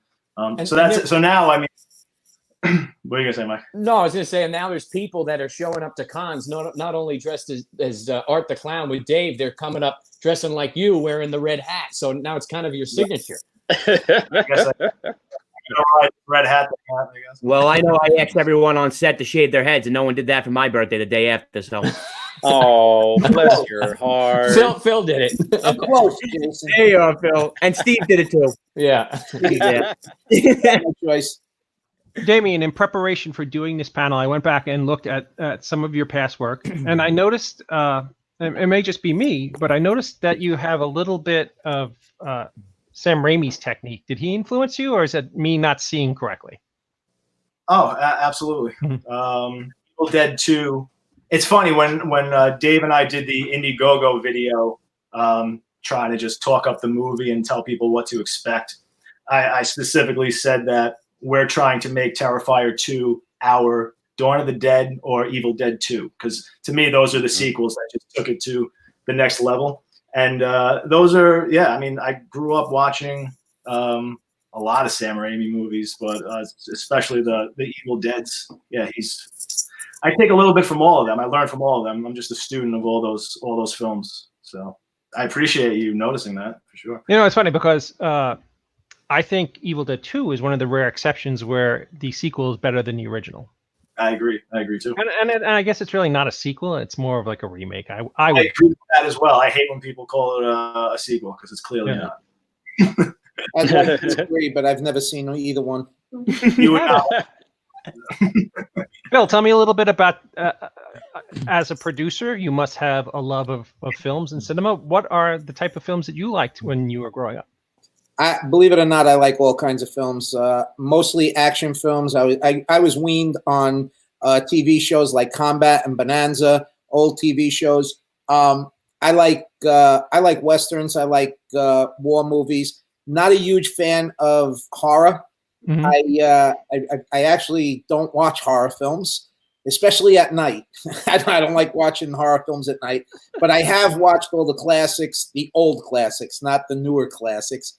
I'm, again, like I said, not a huge horror fan. But when I met Damien, first of all, dynamite guy. I mean, you can't ask to meet a nicer kid, young man, I should say. We hit it off pretty easy on Joe's War, and when we were discussing Terrifier, he was very easy to work with, very easy to talk to, very respectful. So and he'll tell you, I'll always throw my 2 cents in, whether it's good, bad, or indifferent, and I always tell him, this is your baby. You do what you want. You know this genre better than I'll ever know it. So do what you got to do. So and with you, he's doing it. With what it seems to be a passion of you liking westerns and old television programs. Did you see the new Tarantino film? He had a hit on that, huh, Damien? Not a big Tarantino fan. Really? I don't know why. I don't know. I like some of his work. I didn't like his last film. Not a big fan of it. I'm more into the classics. You know, like I loved Unforgiven with Clint Eastwood. I'm a big Eastwood fan, so I like films like that. It's funny because I made a horror film in 2012 called Mr. Hush, and it was when people asked me at conventions what was my motivation for making the film, it was really because I watched Clint Eastwood's Outlaw Josie Wells, which is a story about a man who loses everything and has to get redemption from losing everything, and of course rooting out the evil that ultimately took it away from him. And it's funny that how these things inspire you. Something that you would think had nothing to do with a goofy little B-horror movie that I made is really the what was the okay, I'm having a brain fart on what word I'm looking for, but the what made that movie come to be. Damien, was there a film that inspired you to make Terrifier that you wouldn't automatically associate with Terrifier? Oh, that's a good question. I don't know off the top of my head, but I love that you brought that up because I bring elements from so many other genres and movies that you would never imagine I even like into these movies. I mean, because I do love every genre. There's a movie in every genre that I absolutely love, no matter what it is. But like, for example, like there's a scene, I'm obsessed with scenes in movies where characters suit up. And that all stems from my love of the movie Commando. Bill. I'm having this dance for you right now, Damien. I'm going to look at Lauren totally different now. Right. There's a scene in Terrifier 2 where I have a similar scene of my character suiting up. And that's just, nobody would think that he must have gotten that from Commando, probably. But I mean, come over here, clown. Damien, Sandy Cholera, a filmmaker out of California, made about 10 years ago online a film where Batman fought the Predator. Oh yeah, I love that. And it had like the coolest suit up scene in history. Did you ever get a chance to see that? I've seen it. It's fantastic. Yep. Yeah. And the guy that played Joker on that too, he was Walter Koenig's son. Yeah. Andrew Koenig. Yes. Who, as a kid, I think played one of the pals on not Family Ties. Growing Pains? Growing Pains. Yeah. I think he passed away since. Andrew Koenig. I think you're right. Yeah. Oh man. he was a good Joker too. No, I mean that was an exceptional short. Oh, when he cool. Yeah, when he was talking about a suit up scene when Batman's preparing to do battle with the Predator. Yes. Awesome. I'm sorry, I don't mean. No, and going back to Evil Dead 2, I mean that was another one of my favorite. Ash, putting the chainsaw on his hand and suiting up and throwing off. That's just the greatest shit ever. So like right there, Sam Raimi, right there, those quick cuts with the hard the hard cuts with the heavy sound effects and all that. I use that all the time. So. Yeah, I've seen a lot of that in All Hallows Eve and in Terrifier. But exceptional work, by the way. Thanks, man. Yeah. Oh, so what do you guys want to talk about? Because I'm the kind of guy. My problem is that I am such a lover of film and such a film geek that I get like to places that are kind of cerebral and off the beaten path. So please rein me in sometimes if I do that. No, man, go crazy. Yeah. Well, let's talk about the greatest movie ever made then. Joe's War? How do we in 10 days? Doesn't miss a beat. What movie? We'll talk about something a little lighter. How to Lose a Guy in 10 Days. Those are my style movies. Phil loves the rom-com. Lauren, I just saw Lauren, who plays our lead protagonist, click in, and she said that Phil, you forgot to mention that you love rom-coms, so it's great that you just touched upon that. Yeah. Could we just talk about her for a second? Because absolutely. Oh God, yes. I'm actually more, no offense, Dave, but I'm actually more excited for people to see Give him the boot. Give Dave the boot now. what we do with our lead actress, our lead character, Sienna, played by just the stunning, super talented Lauren. There she is, Lauren Lavera. There she is. Yeah. So I mean, like the whole movie. I mean, I might as well. People don't even really know what Terrifier 2 is. Just give away the whole plot, Damien, right now. Imagine if I had the capitalist. And here it is. And here it is. So hang on. So Terrifier 2 takes place 1 year after the events of the original, and we center around the lead character Sienna, played by Lauren Lavera, who's just fucking amazing, and basically, oh, I'm sorry. Hang on a second. Yes. What was I saying? What are you talking? Wait, did I lose everybody? No, No, we're still here. It's just when I was straining close up on you, they're like serious. He's getting serious, so they're giving you You were getting serious, then you lost the train. Damien, tell him it's very similar to Dirty Dancing. The plot is almost identical. Yeah, I do the whole lift and everything. It's romantic, really. Apparently, you guys had the time of your life. Right. How could you not? Hanging out when I'm with these guys, Dave, I could tell you, I feel like until I pass a mirror, I think I'm 20 years old. Then when I pass those goddamn mirrors where one of these assholes say how old I am, he's 5 years old. Then it changes. Let me tell you, that's the greatest thing about being a vampire like I am. Every time I pass a mirror, I don't even know it. There you go. I did. Just floating clothing. It's just Yeah. like, what the- You know, it's funny because even the best and most expensive vampire movies, when a vampire is shown in the mirror, you don't see his clothing, and you should. I know. Where does the clothing go? It's just like, that's not part vampire. You would think Frank Langella's Dracula, which was a big $100 million movie, would have done it right. Yeah. He was No. What? He was a great Dracula. He was a great Dracula. Oh yeah. Let me And ask you guys. Even better Skeletor. What's a better 80s vampire movie? Lost Boys or Fright Night? Oh, Lost Boys. Lost Boys. Lost Boys. My favorite movie. Yeah. Wow. Yeah.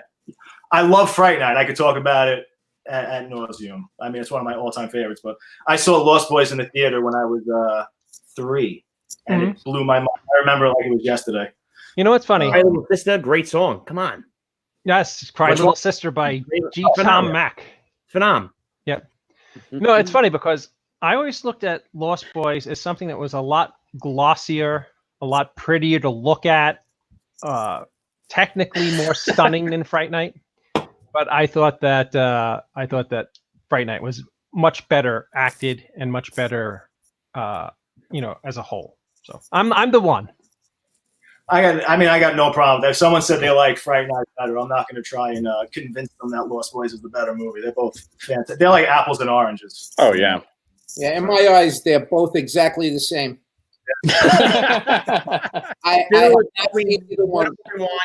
Phil loves What a Woman Wants and What a Man Wants. How to Lose a Guy in 10 Days. 10 Things I Hate About You. Phil's favorite I could go on forever. Phil's favorite vampire movie was the Titanic. You could sink your fangs into that one. Right. Just get on the door. So what can you guys tell us about Terrifier 2? Can you tell us anything? It's coming out next year. We're not done yet. Crazy. That's what I could say. Damien. Wait, so hang on. Let me go back to talking about. So we follow this character, Sienna, and she lives in Miles County, which is where the murders took place.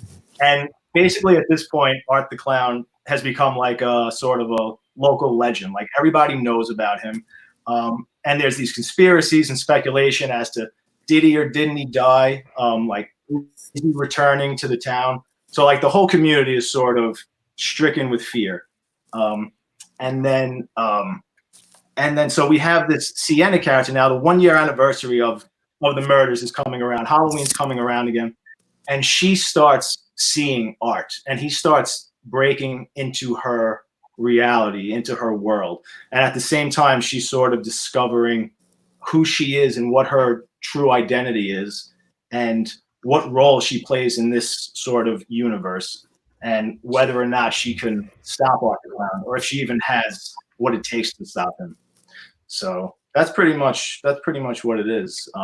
But like I said, I mean, what Lauren brings to the character, mixed with just the complexity of it, I think is very unusual and very unique. And I think especially for, like a final girl in a slasher, I think I'm really excited for it.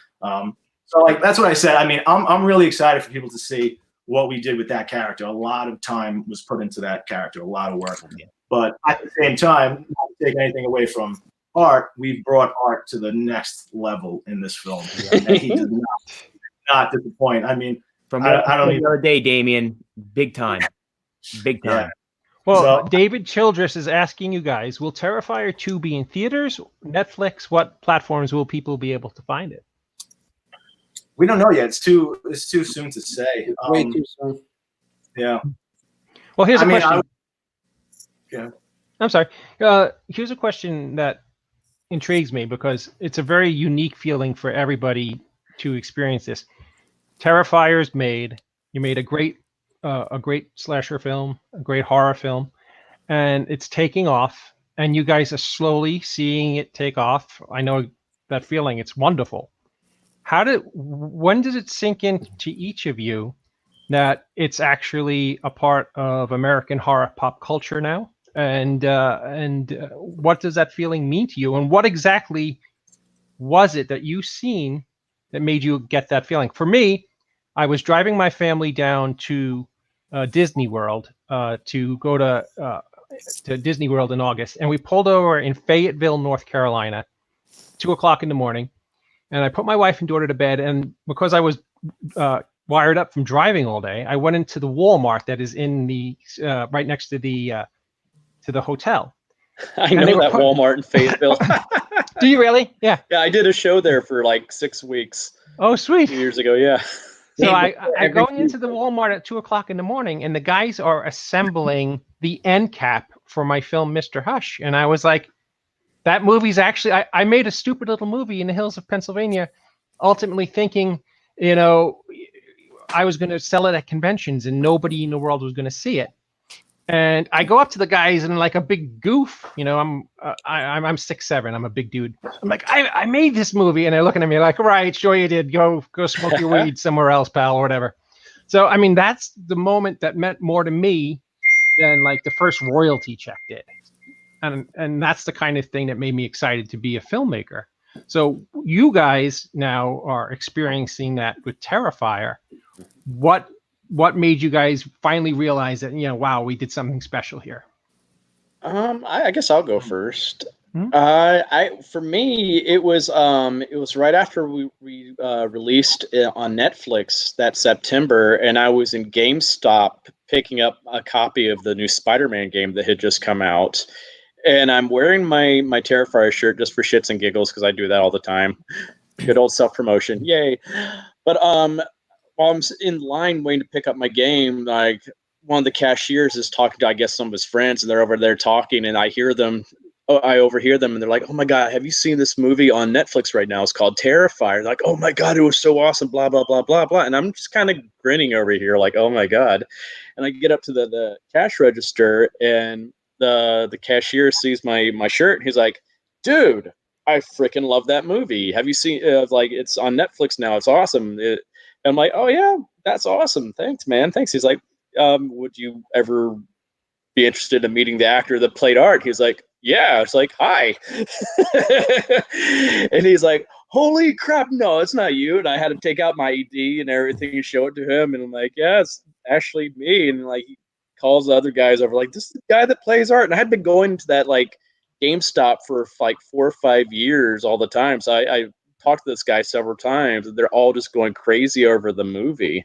And that was just such a surreal experience right there. I'm like, oh yeah, I just live right up the road. They're like, holy shit.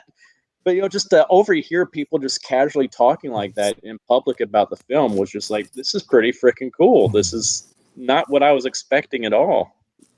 Oh, that's awesome. Yeah. Yeah, it's pretty. Damien? Seeing people get tattoos is pretty surreal, and they've been popping up a lot, so that's pretty cool. I think Dave has even autographed some people, and they get his autograph tattoo. That's mind blowing. Yeah, just the amount of artwork that pops up, custom art, and seeing everything people build, and all the messages that we get, and just all the time people telling us how much they love the movie and what it means to them, and seeing people cosplay. It's pretty amazing. So, Yeah, the cosplay is a big thing too. That's pretty cool. Michael, do you have any stories to share? Well, for me, I was at the Halloween 40 convention. I got a lot of friends that are part of that franchise, and I remember calling Damien that Terrifier was more popular. I think that's right when it came out on Netflix. It was being talked about more at the Halloween 40 convention than the Halloween franchise itself. All the fans kind of were saying, "Do you see this new movie Terrifier?" And they were kind of comparing it to Halloween. So I called Damien up immediately. I says, I wish you would have came out here with me to this. This is insane. And then it was just from there, it was getting inboxed that, I'm sure David and Damien have a ton more than I even do, but just seeing this influx of people sending me messages and friend requests. And that's kind of where I saw it, turning. And then fan art, as Damien touched upon, just seeing it grow and grow and grow. And Netflix had a lot to do with that, too, because a lot more people were able to see it, and they were able to appreciate it rather than, not really being on a platform that no one really knows about. So Netflix definitely was pretty helpful, I think, in getting the film to the masses. Sweet. Jason? I would say when we ran the Indiegogo campaign, and we literally were asking for that money, and it showed up, we thought days, but it took literally half hour, 2 hours. And it just shows how much the fans love this franchise. And it showed like how dedicated they are to the character. And that's when it really blew my mind. And obviously all the other stuff too, like the merchandise, and look, the faces and the t-shirts and all the artwork, like all that stuff, and the inboxes of people asking you, thank you so much for this franchise, and thank you for everything you guys have done. And it's the most sweetest thing, and we have the greatest fans. And that's why I love horror fans, is because they really are the most genuine people. They care about it so much. And they're very opinionated, which is great. Yeah. You know it. If you're not doing something right, they'll let you know. What about you, Phil? All right. First of all, let's touch on the T-shirt. I got my clown T-shirt on too. Damien should attest to this. Mine was very early on. We went to a show. It was the first time I ever went to a show with the guys, and I was sitting there. And like I told you before, I was not huge into horror when we started. And we sat at this show, and I'm watching people come by to meet Dave, and I'm looking at Damien, and I'm looking at all these people like Freddy Krueger, Mike Myers, Jason, and we have a line that's going out the door. I said, so I started asking him, I said, when did Halloween come out? When did this one come out? When did that? And I looked at it and I said, all these horror movies that had made their mark are 20 and 30 years old. And Terrifier is brand new. And I said, I think we got something here. I think we got something good. I think that's when it happened to me. And I believe that was in Arizona. And that was really early on. It's funny. I've been working in some aspects of film for over 30 years now. And you have no idea what an absolute pleasure it is to see young men like you doing what you love doing it for the right reasons, and making such wonderful work. So congratulations. So I know this isn't the end of the interview. I just wanted to make sure I got to say that before we ran out of time. Well, I think it's because all of us are fans too, right? Of not just the genre, but of just film in general, and we all just have an appreciation for it. And I think that that's a big reason that we're just thankful that this has even happened, to all of us, and we want to make the fans proud because we're fans ourselves. I think I'm going to touch on that too. I think more importantly than anything, I think for the most part, every one of us get along and we have a blast. Mm-hmm. No matter how tough it gets, no matter how crazy it gets, no matter how much we want to turn and punch somebody out, it always turns into a laugh at the end, and we goof around and we have fun. And our nights are, where else would you rather be spending it? I mean, really, other than with your family, you're hanging out, you're partying with people, and you're having a blast, and you're making something creative. What else? We are family. Like that's what happens. Oh, of course, without a doubt. 100%. I agree. Yep. Yeah. I also even bicker like family. We're family. It's fun. Terrifier 2. I'm sorry, was somebody saying something? Yeah, Terrifier 2. Like, it's really, I follow a lot of like indie movies, the making of them, like all the way from even like big indie movies. I gotta say, what we're making right now is a pretty unprecedented movie, and it's one of the most ambitious independent films ever made. I could tell you that without any arrogance or anything. I mean, that it's the truth. Like, I really think this movie is going to blow your mind. And we have the most amazing, dedicated cast and crew that you could ever imagine. Like, this movie was supposed to take 2 months to film. That's what we told people. And we're going on like 6 months now. And these people are basically working just because they're dedicated. They love the project. They love us. And they're just working their asses off to really, at this point, we all just keep wanting to top each other with just like the quality that we could bring to it to make it like the best thing possible. So, I mean, there's people who aren't here who really deserve to be here and get credit. Yep, so 100%. We already mentioned George, the DP, Olga, Steve, producer. I want to mention Jackie. It's her Jackie's birthday today. Yes, happy birthday, happy birthday, Jackie. That's our makeup artist. Hair, makeup, so the whole line. we really have become like a family. We're really in the trenches, and we're doing like 17-hour days, sometimes more, in horrible circumstances, very uncomfortable. And it's not. Talk about the Terrifier curse. Talk about the Terrifier curse, Damien. Terrifier. The car accident. Scott, how many car accidents? Talk about that. Oh, Scott.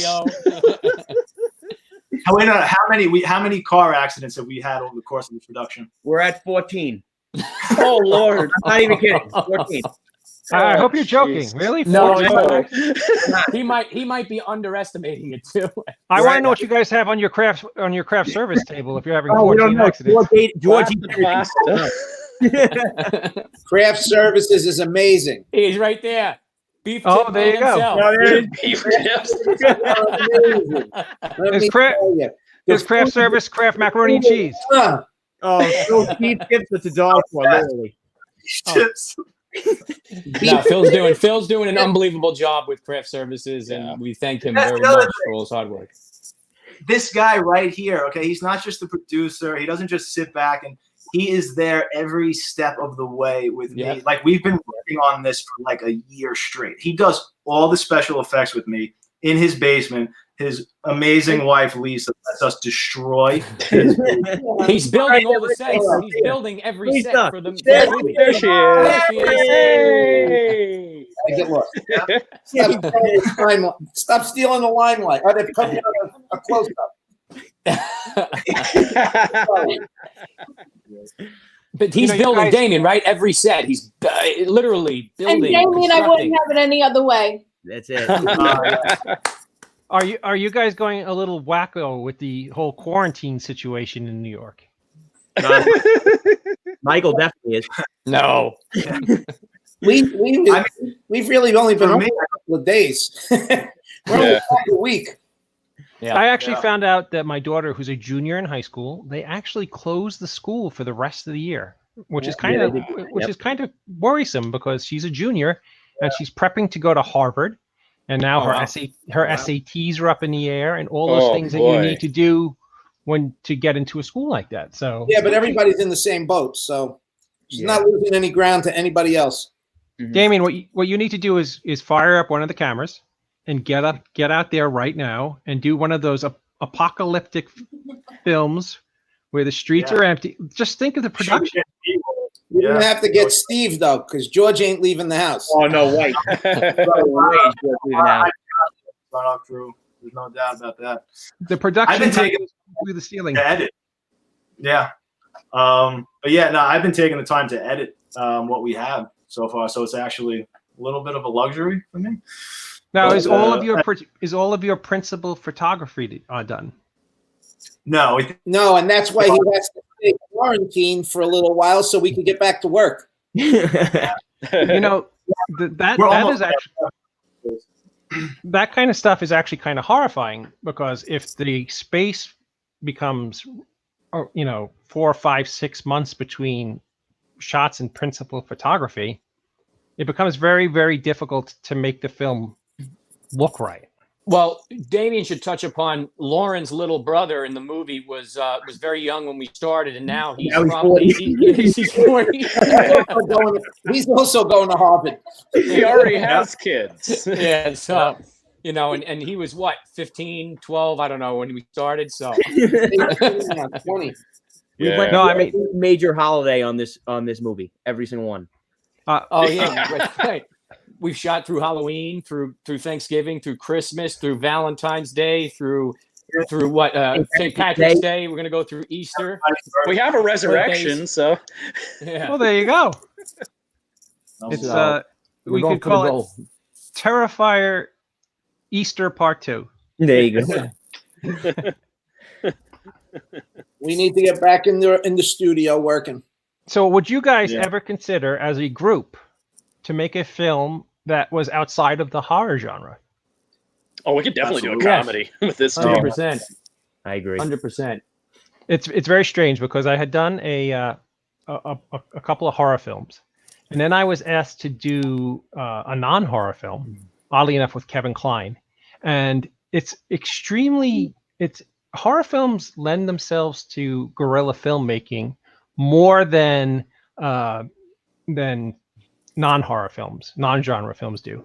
And it's an incredibly difficult transition, but when you do it, it's very, very rewarding to do something that is outside of the genre too. So I would love to, I can't wait to see you guys do. I think David especially has a knack for comedy, so you guys should do something comedic. Yeah, I mean, Phil's last film was a drama. He did Joe's War with Amanda Sante and Tom Sizemore and Ed Asner. Oh, sweet. We had done a comedy recently called Abnormal Attraction on Amazon with Malcolm McDowell and Gilbert Gottfried and Bruce Davis and Tyler Main. So, we just got to do one all together now. No. The Leavy boys are literally two of the funniest fucking people I've ever met. Good God. Especially Jason over here. He keeps us like upbeat on set when we're on like hour 1 million something. It's just like he'll do something and we're just like, oh, thank God it's Jason. Well, when if he you comes look in with insomnia cookies in the middle of the night, it's like, yes. David, you got to watch, if you get a chance, watch Abnormal Attraction. See Jason as the character Finbar. What's the name of the movie? Abnormal Attraction, and Jason plays a character named Finbar. That's all I got to say. Oh my God, it's fantastic. Completely out of the box. I'm telling you, the weirdest thing is a result of this whole coronavirus being locked in quarantine. I've become bizarrely addicted to the Waltons, and I feel like that's some weird shit. That's some weird shit, right? And that is smoking something good. You think that would be drug induced or alcohol induced? I think it's just losing my mind induced, because it's on every night, and my wife snores like a chainsaw, so I need to put something on TV that drowns her out. And the Waltons is on now for like 5 consecutive hours. And I think in a time of trouble, when you watch something that you're familiar with, but you don't know why, because I probably watched this for the first time when I was 5 or 6 years old back in the early 70s. And it's funny because you remember certain little parts of something and they trigger other memories. So it's like comforting. But I'm sitting there going, what the fuck is the guy who made Mr. Hush watching the Waltons for? And it horrifies me to a certain extent. That's funny. Come on, you guys look like a bunch of guys who sit around, drink beers, and watch Little House on the Prairie. Let's be honest. Yeah. Well, I Good told old Michael Landon. I've been binging Deal or No Deal. Like Saw that game. Are you kidding me? I've been binging. I binged Vikings this week. Nice. You know, Damien, you should seek out. There was a show in the '80s called Amazing Stories. It was done by one Steven of my Spielberg, and every on, we can talk major Amazing Story. It's one of my- Yeah. Oh, okay. We can talk It about was- the Steven Spielberg one with the plane with the Kevin Costner. Oh Everybody. yeah, where he's an artist and he draws the landing gear. Cartoon wheels. Yep. And this is funny. So when Dave and I were at a convention, we were surprised. I was in a room making him up his art, and all of a sudden, our agent Bob comes in the room. He knocks and he says, "Guys, I have a surprise for you." And we turn around and Christopher Lloyd comes in, and we just lost our shit. Yeah. Like, lost. I'm like sitting there. I didn't know who was coming in. And I just hear this, oh wow, and I'm like Damien makes this sound that I have never heard come out of him before. So it's like, You got to know the sweet spot for that noise to come out of Damien. Yeah. There's usually when he shaves and everything. So there we were hanging out with Christopher Lloyd for a little bit, and you could ask him anything. He's in every movie we love, like 100 movies. And out of every question I could have asked him, I asked him about his Amazing Stories episode where he's the teacher that they cut his head off doing the ritual. And I asked him because we were talking about the makeup that I was doing on him, and I was asking him, how long did you have to like lay in that bed, when you were the severed head? And he was like, oh, so long ago, I don't remember. But he started trying to get into it, and he was really cool. But yeah, that's Amazing Stories, one of my favorite shows. I know they just rebooted it. I didn't see the new show though. Let me ask you something. Where do you get to see it? I haven't seen that since it originally aired. It's available on DVD. Or DVD, yeah. I got to spend money to see this thing. Not really. DVD. Yep. Hey, Damien. When you get a chance, there's an episode of Amazing Stories. I think there was only one. It was from season 1, directed by Martin Scorsese and starring Sam Waterston, and it looks just like the Terrifier. The look. I don't remember. Feel. It's the guy in the mirror. Every time he sees the in mirror. the mirror. Yeah, exactly. Oh, good. So it's like the Phantom. He's like the Phantom of the Opera type. But you saw that, and see, it planted a seed in your mind because it's definitely in your work. I got to look back. But yeah, Scorsese's my other hero. So I do a lot of he got the boot again. I hate being that guy. I mean, it's got to be a nice way to do that. That's all right. That's like the power of God. I got news for you. About 10 more seconds, he's booting us all. I mean, and this is why this was made, and it's on T-shirts and cups. There you go. That's great. I mean, I hate to do it. I did a private message thing, and it didn't work. So, what I would like to do quickly, guys. I mean, granted, we could do 3 hours with you guys on an Indie Brigade show, no problem. But unfortunately, we're kind of tight on a schedule right now. Understood. So, David, where can we find you on social media?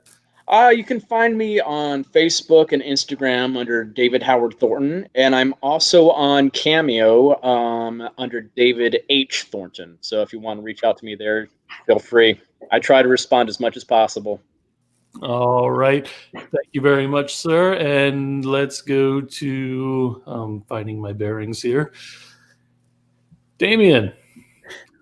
So I'm primarily on Instagram. It's at Damien_Leone, and then we have the official Facebook account, which is at Terrifier 2 Movie, I believe. So, but primarily Instagram. You can find me. Right on. Again, I feel like a freaking schmuck doing this, guys, and I do apologize. But Jason, where can we find you? Yeah, you can find me on Instagram and on Facebook, Jason Leavy. And you can look at our website too. It's fuzzonTheLens.com, and you can also find us on Instagram too at fuzzonTheLens as well. Awesome. And let's see. Sorry. Michael. Yeah, you can find me on Facebook, Michael Leavy, on Instagram at Leavis Island, and also, but the best way is anything Fuzz on the Lens. You could just search Instagram, Twitter, Google Play, Google, whatever, Fuzz on the Lens. You can find us. All right. He looks mad. I don't know if I want to bring him. Yeah, that's just his He was sleeping. Oh, Smash? What the hell was that? Well, me, I'm not good with these things. I'm on Facebook, Phil Falcone. Somebody on this board would probably know my Twitter better than I would, or my Instagram. Yeah, PJ Falcone. Falcone PJ. It's either PJ Falcone or Falcone PJ. If I don't answer, it's because I forgot how to get on. Fair enough. Hey, if you These guys, kids are the newfangled contraptions. That's it. if you guys would ever like to do an Indie Brigade show with George C. Romero, we would be honored to have you on. We can go 2 or 3 hours. Yeah, It would of make course. Again, I apologize. This whole thing, this whole concept of this con, it's No, it was great. Listen, when you hang up, we're all going to FaceTime each other, so it's fine. And you all right, guys. Good night. I'm going to drop you off. Good night. Good night. And thank you as well, Thank David. you. 1 to 10, Jason. Thank you. Pleasure. Love it. Thank you. See ya. Take it easy.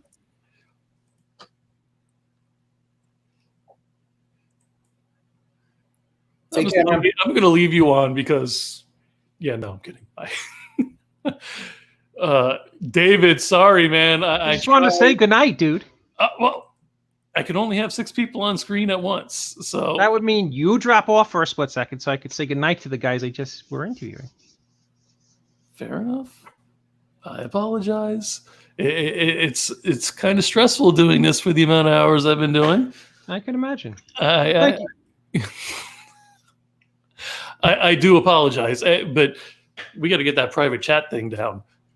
Oh, you know what? I have it on live comments. My apologies. Okay, no worries, no worries. So, well, we're gonna bid you farewell. You have a lovely evening, Mr. And you do this. I thank you. We thank you. Everybody thanks you for all your help today. You did a tremendous job. Greatly appreciated. And again, doing that whole dropout, it hurts my heart to do it, man. No. The truth of the matter is, Joe, I never really did like you, and now I just like you even less. Fair enough. I'll see you Friday night. But I do love you. And I love you as well, and I will still see you Friday night.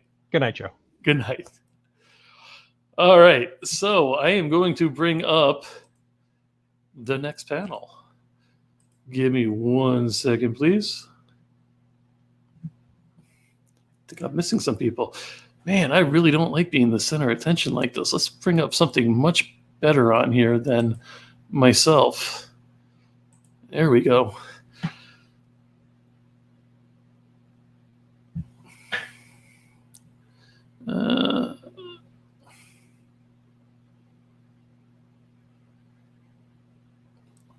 And I think that is all right. Matt, how are you, sir? I'm good. How are you doing?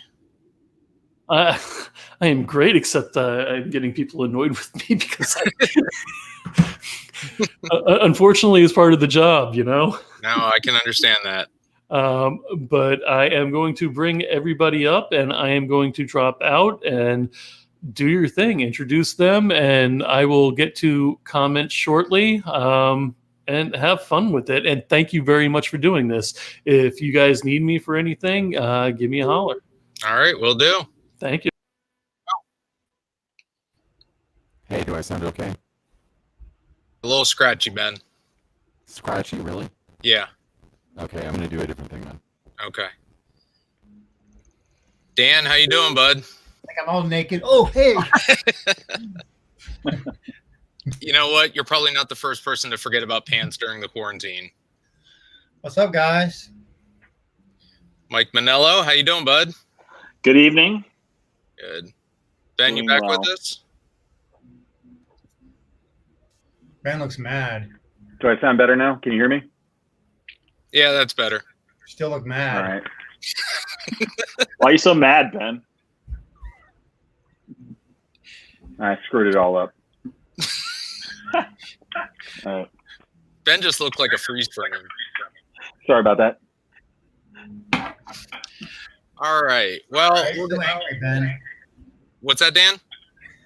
Ben's mad. Why are you so mad? Someone has some Virus echoing isn't going coming on. after you personally. Someone has echoing. How's that? Better? I have a possible solution.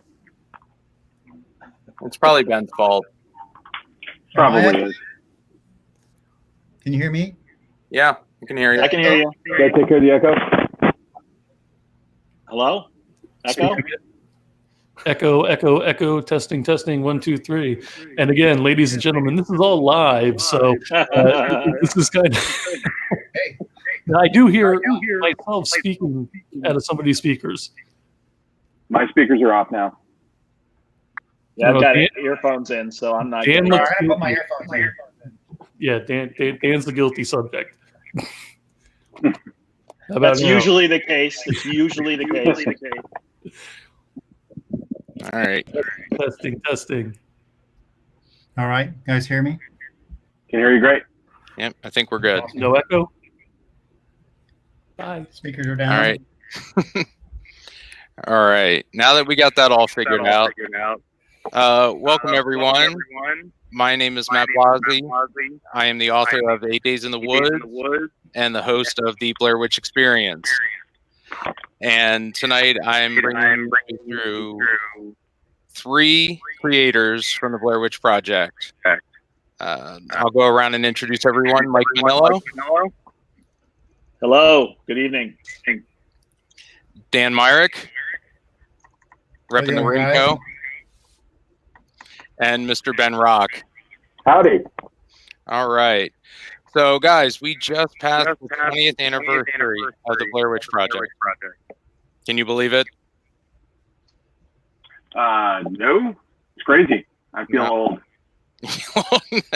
Hey, I was basically 18 when I saw the movie, and I can't believe now, pushing 40, that Hey, we still have an echo.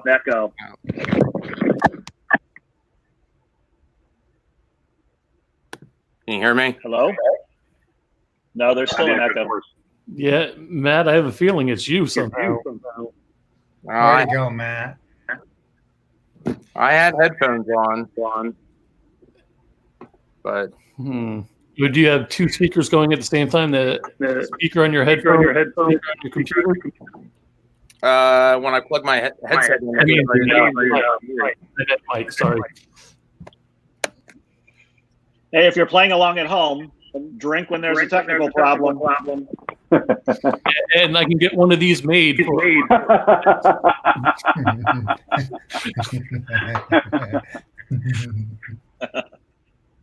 Testing. how's this? Matt, say something. Testing. That's better. Okay. Yeah, I'm not hearing any echo. All right. You're How's it golden. now? Good. Awesome. Okay. All right.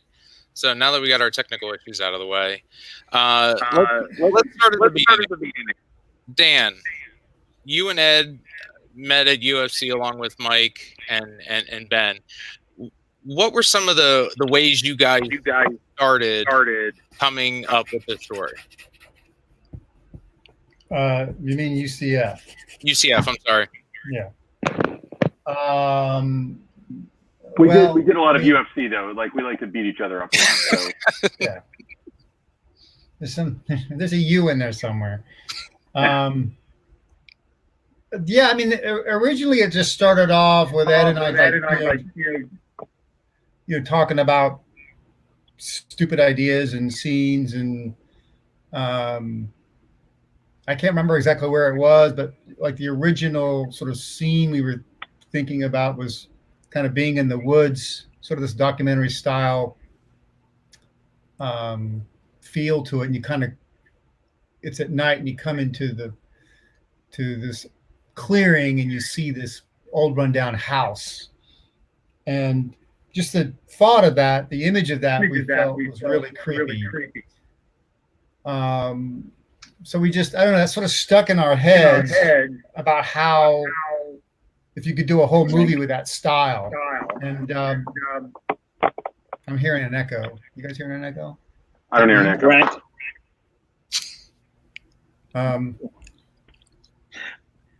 So from there, I mean, probably months went by. We started sort of fleshing it out, and eventually sort of thought, oh, maybe there's a filmmaking crew out there, some sort. They're doing a project. They're documenting some kind of like group in the woods or what have you. And over time, it morphed into these three filmmakers that are doing a documentary, and we find their footage after they've disappeared. So, but it was over a process. It went, probably over a year or more of us kind of thinking it through and tossing ideas around. But it started with that one scene, that kind of one, from what I remember, that one idea of coming across that house in the woods. How did you bring Mike and into the fold? Well, we had all gone to film school together. Mike, we work on each other's projects. We give massages to each other and stuff pretty regularly.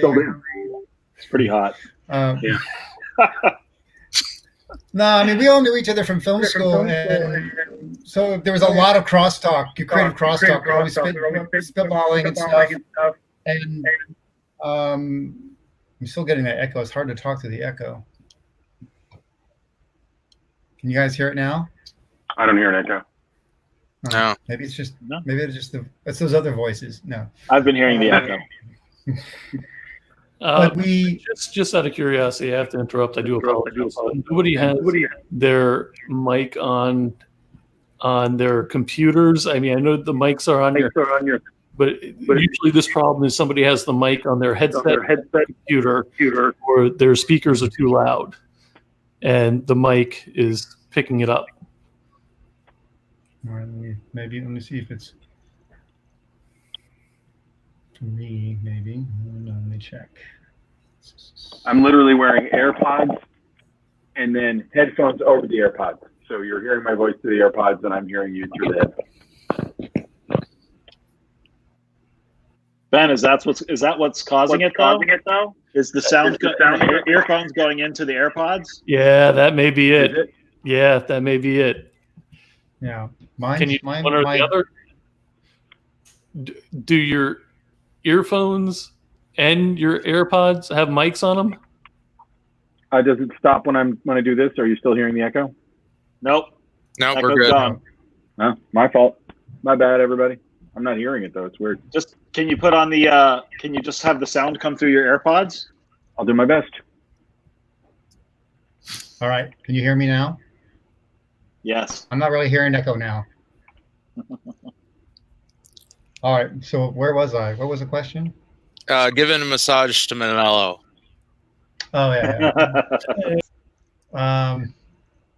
Yeah. No, Mike. We were in that sort of, I guess it was sort of like the inaugural film class at UCF, and so Ed and Mike and I and Neil back in the day, we all worked on each other's projects, and then with regards to Blair specifically, I mean, Mike, can't remember exactly, Mike, when you kind of came into the fold, but I do remember, I mean, Mike has always been sort of involved, but in a key way, he kind of turned us on to John Pearson, who got involved early on. I shot some content for John Pearson for a show called Split Screen that he was doing in Orlando. So Mike introduced me to John, got me onto that gig, and that's where I sort of got to know John. And that, with our 15-minute kind of teaser reel that we put together that that Greg Hale was involved with, along with Ben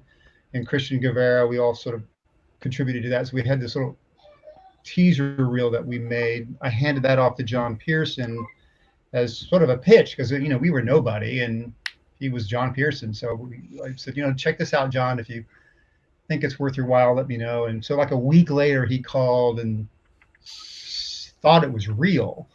So that kind of got that ball rolling on split screen. But Mike introduced, hooked that connection up, and I mean, and he was always involved from the beginning. So yeah, I think if I remember, Dan, I brought I had a computer, and Greg was putting together the first back at C3.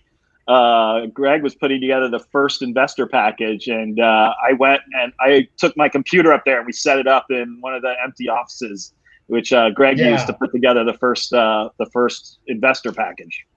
Yeah, we were like pitching to like dentists and doctors and stuff like that, and yeah, he was helping to put that together and to make it look like we knew what we were doing.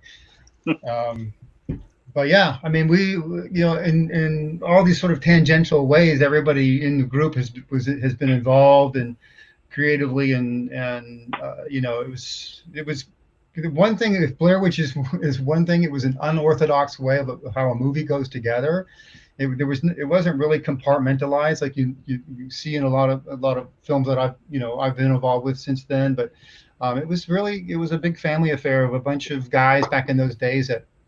We were all creative. We liked hanging out together, and it wasn't like this guy's strictly a writer or this guy's strictly a producer. We all kicked in ideas. We all, built on each other's kind of contributions which just formed this really cool collaboration with Blair.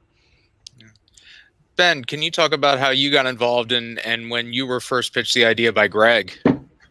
Oh yeah, so I think the ball was already kind of starting to roll. Greg had come out to LA and had worked for the first season of Mad TV and came back to Orlando and moved about a block away from me. And I would just, he and I were good friends. We'd gone to 2 different film programs together. And I was hanging out one night, and he knew that I was a paranormal nerd. And he said, "Hey, have you ever heard of the Blair Witch?" And I said, "You mean the Bell Witch?" And he's like, No, the Blair Witch."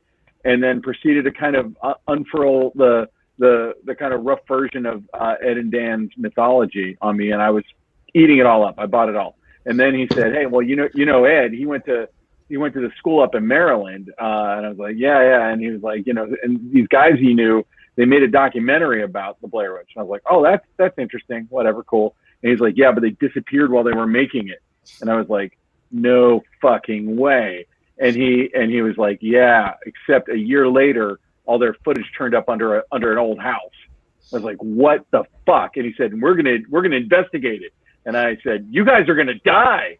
And then he told me the whole story of what the plan was, and I was just in. That was when I got involved, because I was like, I will literally do anything you need me to do. I'm here. This is I'd been working on a lot of very cool low budget movies in the Southeast. I was right out of film school, a lot of David Pryor stuff, if anyone's a David Pryor fan. And it was all cool, but like the way that Ed and Dan and Greg were talking about making this movie was so unconventional. It was really exciting to me to hop on board. And shortly after that, he asked me if I would do 2 things. One was come on board as production designer when the movie got made, if the movie got made. And the other was to kind of help flesh out the backstory that, again, Ed and Dan had already built up. And so that tape that he handed to John Pearson, that was really the first thing that I worked on, was kind of going and doing research and literally going to a library and photocopying old woodcuts and shit. And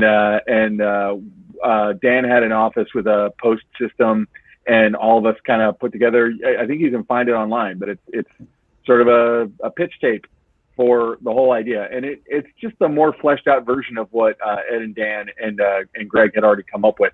But, that was when we started naming, Ellie Kedward and Rustin Parr and like all these characters, and kind of coming up with more specific ideas of where they were and who they were, and the pictures and stuff that you see in all the books and stuff. We went into this museum that's no longer in Orlando, and convinced them to let us put our book into like a weird little glass case of antiquities, so we could take a picture of the book that was supposed to be Cult of the Blair Witch, which was one of the, allegedly historical sources of all this stuff. So it was a goofy fun, and we had no idea what we were doing. And, today we'd be very cautious and get, releases and all that stuff. But back then we were just running around like a-holes doing whatever we thought would work. Dan, you had touched about it being unorthodox and it wasn't segmented. So why don't you guys start talking about how you guys actually made the film, shot it in Maryland? Like, what were some of the challenges, the exciting things that happened, and I mean, how you created something that was so simplistic that we're still talking about now, almost 21 years later?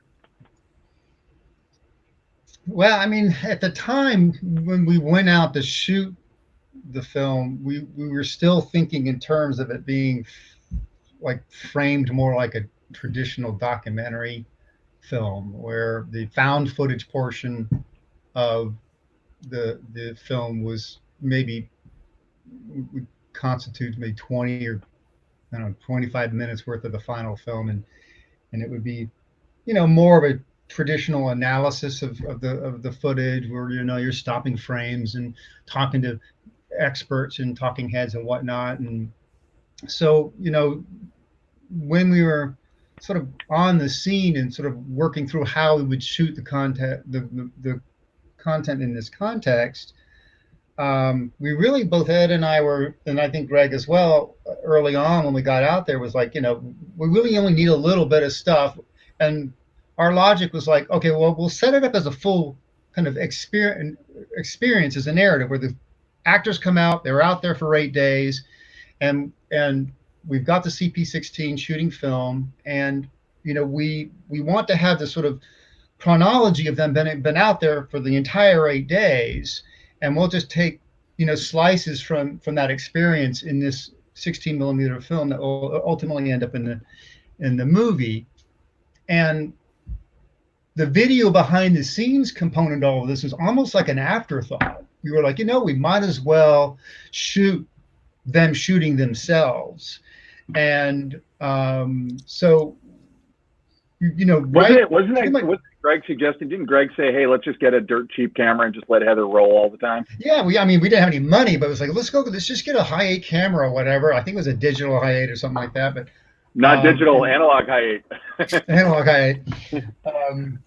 So we said, it was sort of like a why not just shoot all this extra video? And I remember having sort of this debate with Ed. I was like, well, I don't know if we'd use this video or not. I'm like, well, yeah. And I was sort of on the fence, and Greg's like, well, might as well shoot the video. I mean, it's cheap, and, well, you know, you never know what comes back, and da-da-da. And so the entire process, the methodology of the film was sort of like writing itself as we were going along. This is, again, another example of how unorthodox, you know, even the structure going out and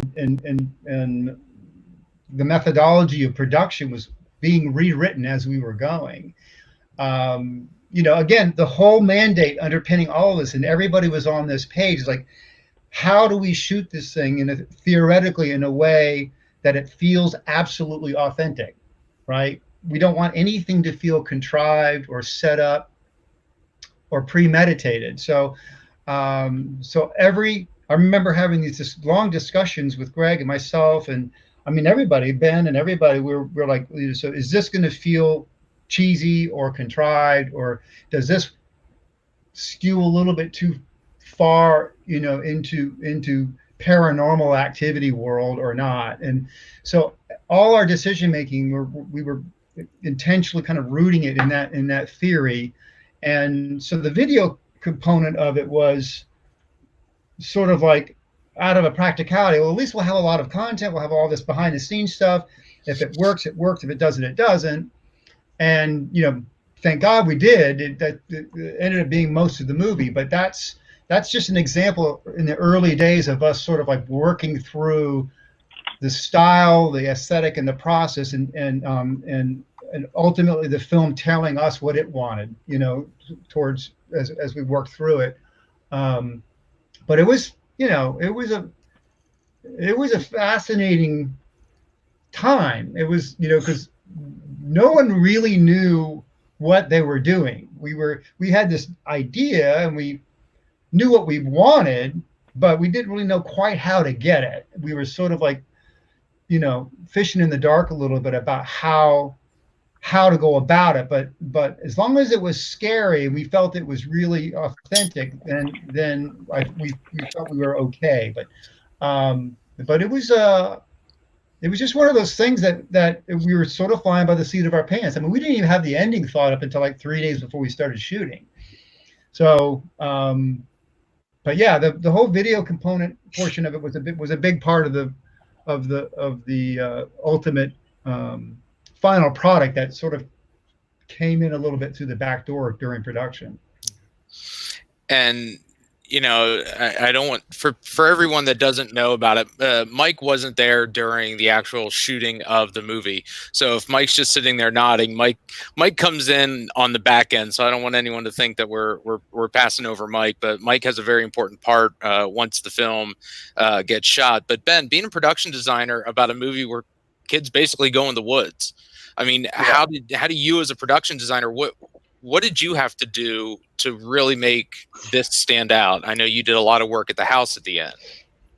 I mean, yeah, you know, the glib joke is, you know, well, we shot it in a studio and it took me months to build those woods. But, you know, like really, Ed and Dan during prep would go through, and they basically had, it was very high tech at the time. They had a GPS and a compass.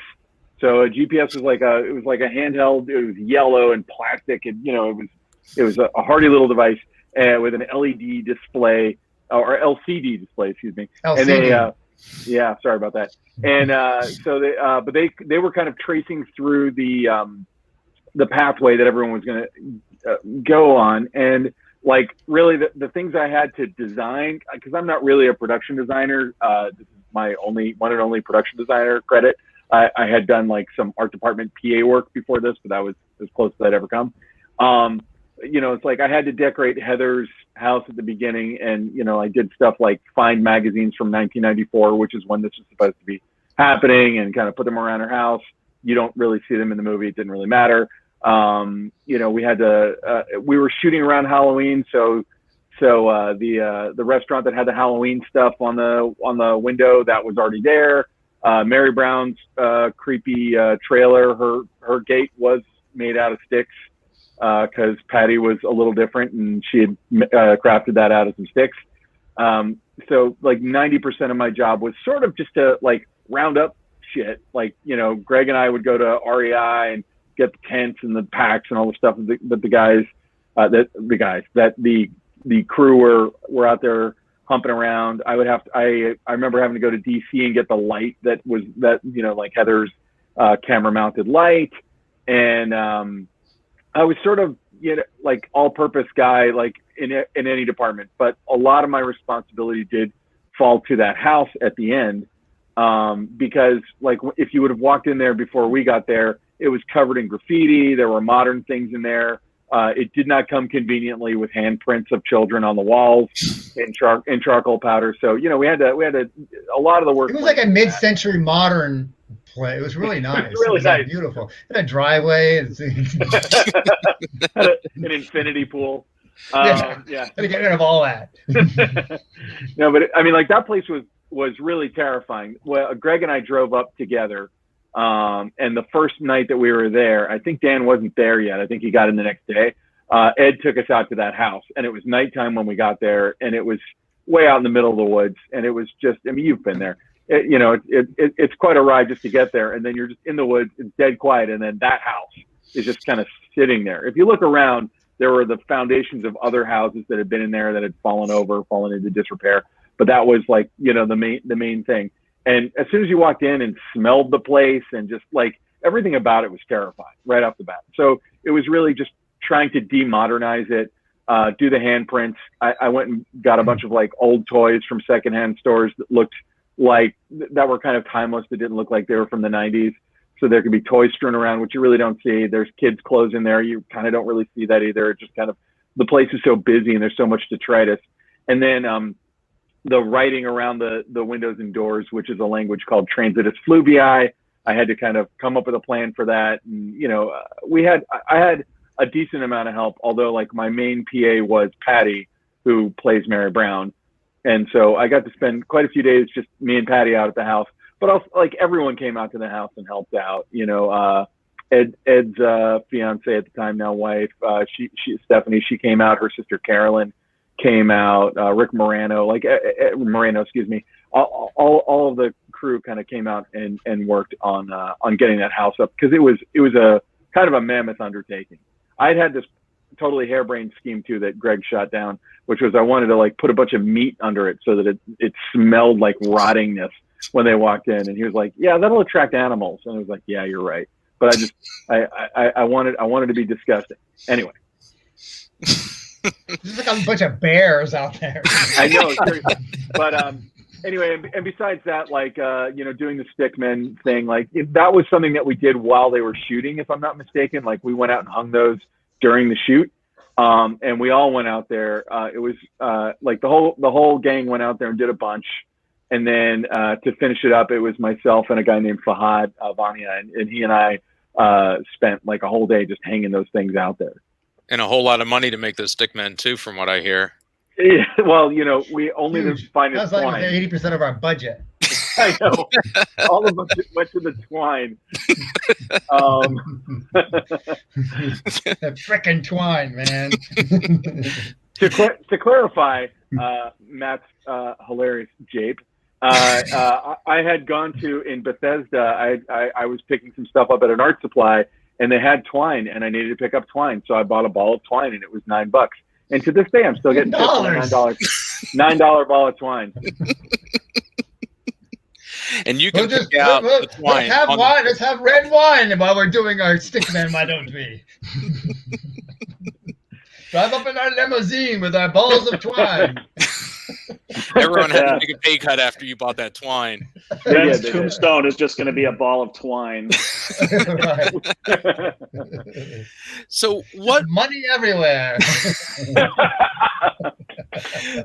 So what was like the most serendipitous or most challenging part of those 8 days in the woods? Because I mean, it wasn't just ho-hum, we're going to send them out in the woods, give them a camera, swap out their equipment. I mean, they did have some challenges, but you guys also caught a lot of unintentional moments that ended up being in the film that turned out to be gold that we still talk about to this day.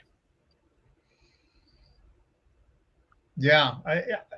I mean, there was a lot of stuff, that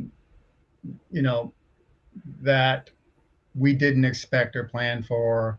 I mean, we certainly had a script narrative that we wanted, to sort of stick to as sort of the rope that kind of tied everything together. But part of the process was, intentionally to be a little bit free form and improvisational, especially for the dialogue, so the actors could kind of remain in character throughout the process. But I think one of the most challenging things was it was sort of like a 24/7 shoot. It wasn't the normal, you show up on set, got a call time, roll cameras, and then at the end of the day you're done and you wrap and you go home. It was this ongoing process. There were scenes that were taking place all over the place, and a lot of this ultimate material that got on screen was stuff that was shot in between the lines, that we encouraged the actors to be in character. And there were those moments we'd go out in the woods at night and kind of shake the trees and make noises, and they were cued to kind of do something. But there was also a lot of these wonderful moments that they just shot on their own, that helped to kind of build their character, and that ended up in the final product as well. So, but the big challenge is sort of unlearning a lot of what you're taught in film school, and trusting that process, that the people that you cast get it and are really skilled and talented, which we had, fortunately, and we had a good tight crew around it, and then trust that everybody was sort of understood what we were trying to do and allow that process to happen. And there were times where the film was sort of taking us all along with it, and if it got a little bit too out of skew, we would steer it back. But that was, as a creative person, that's really that keeps you up at night, because you want to be in control of things, but you have to kind of let go of that. And that was pretty that was a real challenge, because that was against everything that we learned as filmmakers in a lot of ways. So that was to this day I've never really shot a movie like that again, and it's one of those things that I learned a lot from. It's also the way that the film was shot And the fact that, you know, the video camera was kind of like an add-on, and it was just let's see what we get, and what Dan's talking about, that sense of letting everything be kind of loose, and knowing that at the time, knowing that there's a phase 2 and that any story holes could be covered up in the way that the phase 2, the documentary stuff, was going to be shot, meant that as the film started to come together in the edit, and it's, you know, the film kind of reveals itself in the edit. Most films do. And I think the footage, cutting the footage together in a linear fashion that way, when it was never intended to work that way, makes it feel much more documentary-like than most of the found footage movies that came after, which were fully scripted. I really believe that if Ed and Dan were thinking about this film as there was no phase 2, it was just phase 1, that probably the storytelling instincts would have taken over, and it would have been much more designed. And instead, it feels documentary-like, and there's narrative holes, and there's threads that don't go anywhere, and there's weird exchanges and all that stuff that's natural, but you wouldn't script it that way. You wouldn't shoot it that way even if you were trying to shoot real. And I think that's really an essential aspect of it, as to why it feels so authentic. Yeah, and Mike, you actually touched on something I was going to lead into with you. Is, you know, you had told me that the film is found in the edit, and you were talking about phase 1 and phase 2, and phase 1 was what they shot in the woods, and phase 2 was going to be your talking head, you know, expert documentary, expert analysis, where they were going to go back and analyze and come up with the answers as to what actually happened. So when you came in afterwards, you were tasked with helping to edit the film and amongst other things. So what challenges did this type of film have that you had to comb through to get it finished? Yeah, I wasn't tasked to edit. I was an editor at the time, but I wasn't tasked to edit it. Sorry. Ed and Dan were editors. They edited that film together. I should have done my research before I came on. Well, I mean, there's a book you can check out. Called 8 Days in the Woods. Read it. I made it all up. It's all made up, just like the movie. You know, we were only there for 7 days. No. Damn it. Are we at that point where we're going to deny everything that he said that we told him? We've reached that point. Okay. Who are you? Well, I came in after the guys came back with the footage in the woods. I remember going to the edit room, and Dan and Greg and Ed were there, and they were just looking at scenes that were coming back. And I remember the tent running scene came up, and I can't remember if it was you, Dan, or Ed, but one of you was like, "Come over here, look at this." And we watched that shot, and we're like, "Oh my God, that's riveting. Like, wow, look at all this stuff." And I remember at that day, it was kind of like, okay, here's what we should do. The plan came up. It's like, cut a linear version of what's in the woods, cut everything that doesn't feel natural or feels like acting out, and let's see where we sit, and then devise the phase 2 elements to fit in that structure.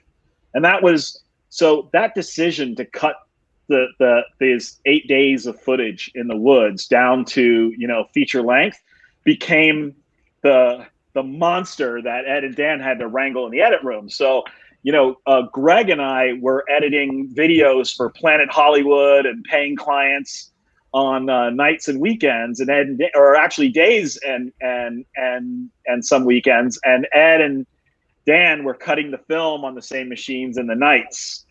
And so we were kind of like doing editing, funding the post-production of the film. Cut on it. Yeah, no, that didn't happen at all. And the process of kind of discovering what was on the footage in the cut is where we started to really kind of understand what it was that this film was becoming and what it wanted to be. But honestly, I don't think I can only speak for myself, but I'm pretty sure Dan and everybody else felt this way, that none of us thought that we were not going to shoot phase 2 until after we shot a big chunk of phase 2 and then tried to actually edit phase 2 in it. And I think what happened was the phase 1 stuff ended up being so compelling on its own that it was really hard to find places to cut out and cut in. And I think if you look at Curse of the Blair Witch, you see that Curse of the Blair Witch is like 99% talking head and documentary style footage and found clip footage from 70s TV shows and things like and newscasts. And then, 2% or 1% footage from the movie. And it works because of that. But we had so much of that incredible footage from the woods that it was just really hard to mash the two together. And that's when we started to realize kind of what the film should be versus maybe what was all in our heads. And that was a really challenging period of time, because that wasn't something that just happened overnight. It was a process that we had to all discover. Yeah. So why don't you talk about Curse of the Blair Witch? Because that was, like you said, that was originally phase 2, but that ended up becoming a lot of people's gateway into watching the Blair Witch Project on the Sci-Fi Channel, the week before the movie came out. And that really made itself a companion piece, almost like an extension. It really is differentiated from your normal behind the scenes, because it doesn't tell you how the movie was made, because you guys ended up from the start sticking with we're not going to tell you it's fake, we're not going to tell you it's real, we're just going to kind of tell you this is what we have. So how did that approach with coming up with Curse of the Blair Witch with your phase 2 footage? How did that all marry in with what you ended up with the phase 1 footage? Yeah, well, very little of phase 2 in Curse. Like Curse wasn't. There was a bit like the Rustin Parr thing, and but most of it was new stuff. Rustin Parr, the Luke and Johnson stuff, those were from phase 2, and almost, I think all the rest of it, except for maybe a few clips here and there, were all shot for Curse of the Blair Witch. But it was interesting because Artisan struck a deal with the Sci-Fi Network, and the deal was actually for a traditional behind the scenes, and Artisan came back and said, yeah, we don't want to do behind the scenes. Artisan was playing that strategy of let's pretend it's real. Now, we had already come to that format because the website was up, and we had discussion board, and I remember internally, I can't remember if it was Ed or Dan, but one of the guys was like, okay, the way we're going to judge how something should go out is that we can never put anything out that confirms it's supernatural, and we can never put anything out that confirms it's not supernatural. Anything we put out, you have to be able to argue either way, right? And so with that as kind of like the guidelines, we started treating the website, and even when we were talking on the discussion board in that way, it's like, oh, we're going to play. This is kind of on the stage, not behind the stage. And so when it came time to do the special, it made sense that we were going to shoot a fake documentary that was going to dive a little bit deeper into the mythology that at the time was only on the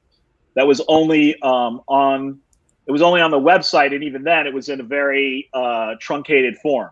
So we knew we were going to go deeper and all that stuff. And Ed and Dan were busy doing press. I think they were gearing up for the press run on stuff. You were having to do all the press, right? Press and stuff. We were pretty important. Ben came in and wrote Curse of the Blair Witch. And Ed and Dan were directing, and then I was in that little room editing and producing with Rob, and it came together. It came together like a student project more than it came together much like Blair rather than a professional project for a major cable network. In that it was very fly by night, very down and dirty crew. Shoot what we need, get in there and cut. We had a friend of ours, Bob Santiago, working on After Effects animations and things for the piece. And, it was back in the day when everything took forever to render. So you'd kind of do something and then you go, all right, got an hour to wait around for this thing to render. And get another foosball game. Yeah, get another foosball game in. But it just was natural, I think, to tell the story that way and kind of treat the film as if the film on Sci-Fi, the 1 hour special on Sci-Fi, was part of the world where Blair Witch was real. Mm-hmm. Yeah. And can I say something real quick too? When they asked me to write it, I started writing like you would normally write dialogue, like I think a lot of found footage stuff is written. and I showed a little bit of it to Ed and Dan, who were going to direct it. And I forget if it was Ed or Dan that was like, no, write a bio for the actors, and then we'll have them memorize it. We'll just interview them on screen. And so all the interviews were done like that. And that's the technique that I used on Birkenstock 7, on a thing I did for Hellboy. And then Mike and I recently did a podcast called Video Palace, and they used the same exact technique. And it gives you like the most realistic interviews, because, you know, all it really requires is that people remember the basic information and give them free reign to expand on it. So, you know, for instance, you know, Mike Williams' brother was one of the people interviewed in Curse of the Blair Witch. I just had to give him, like, you know, just a backstory of what he had to be able to answer to. And that way, Ed and Dan could just sit down and interview him like a regular interview would be. And as long as we're all playing the game, we're all in character, it comes across extremely realistic. So, I mean, obviously, you know, Curse, you know, was done after Sundance, but now, you know, you guys are basically synonymous with the Sundance Film Festival. I mean, every year around, you know, Sundance time, you know, a lot of articles are constantly referencing the Blair Witch Project and how you guys really, you know, took the midnight screening in 1999 by storm and really changed their approach to that. How did you guys approach Sundance, and, you know, with a movie that you didn't really know what was going to happen with it at that point? Well, we had I mean, we had a lot of lead up to Sundance, and we had been sort of, you know, engaging with sort of our core audience online for a while, and certainly the airings on Pearson Split Screen got us some traction in that space, and we were steering a lot of their traffic over to our site. One of our producers, Kevin Fox, came on board and hooked us up with some contacts in LA, our agents and whatnot. So by the time we got to Sundance, we had already screened it in New York, where Klein and Walker came on board, our publicists. So we were pretty fortunate because we were able to position ourselves pretty favorably by the time we got to Sundance. And I think at the time, Sundance was looking to sort of revitalize their midnight screening section of the festival as well. So the timing was really good. And so, yeah, by the time we got, go ahead, Mike. There were two things. That was like what Dan was talking about is sort of the industry strategy. And then there was, you know, we knew I had been to Sundance several times before. Kevin Fox had been to Sundance several times before, just looking at films. And because of my job at the Florida Film Festival, I've been highly aware of how filmmakers promoted films at Sundance. And so when we started thinking about, oh, we got to go to Sundance, we got to have a poster, we've got to do these things, I think we were very conscious of, like, the stick man we knew was going to be iconic. And so, you know, we got Steve Carcella in Orlando, had a design firm with his buddy Scott Sugiuchi, and Steve became our designer. He designed the original Sundance poster, and one of the charges we gave him was like, we want you to take a look at the stick man in the scene. You know, they watched the film. We want you to turn the stick man into our Nike swoosh.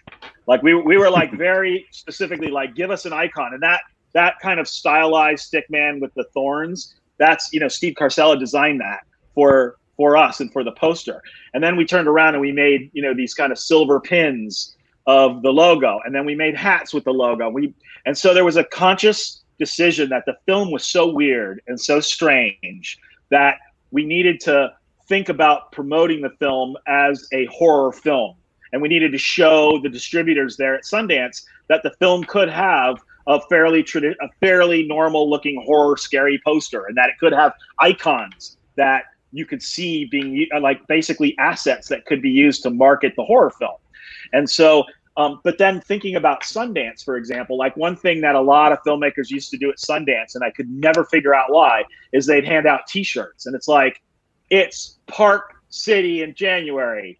If somebody's wearing a t-shirt, it's under 4 layers of clothes. Like, why would you bring t-shirts as a promotional item? You know, we made ski caps, and And the pins were made to go on outerwear, so it's like you get people actually wearing and using our stuff. And then for the posters, instead of doing giant 27 by 41 one sheet size, we made these much smaller sizes, and that was because we knew that the stores along Park City, especially Main Street, they weren't going to let a filmmaker come in with a giant one sheet and dominate the whole window, but they would let filmmakers put flyers and stickers up. And so we designed our poster to be as big as we thought we could get away with, but still get a yes from the store owners for us to be able to put our posters up.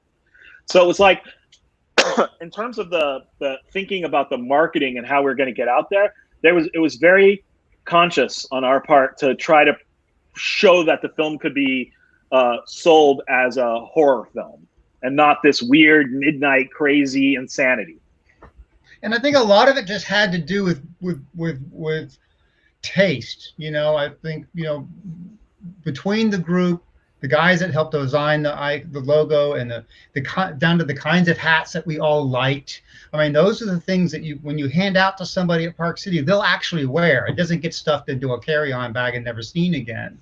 So the pins were cool to wear, and it was like we were halfway through Sundance. I'm getting calls from people, "Hey man, do you have any more of those pins or any more of those cool fleece hats?" Because they were actually complementary to whatever they were wearing. And so that was a real conscious thing on our part too. Would we wear this stuff? Would it be the kind of stuff that we would think is not cheesy or feel cheap? Yeah.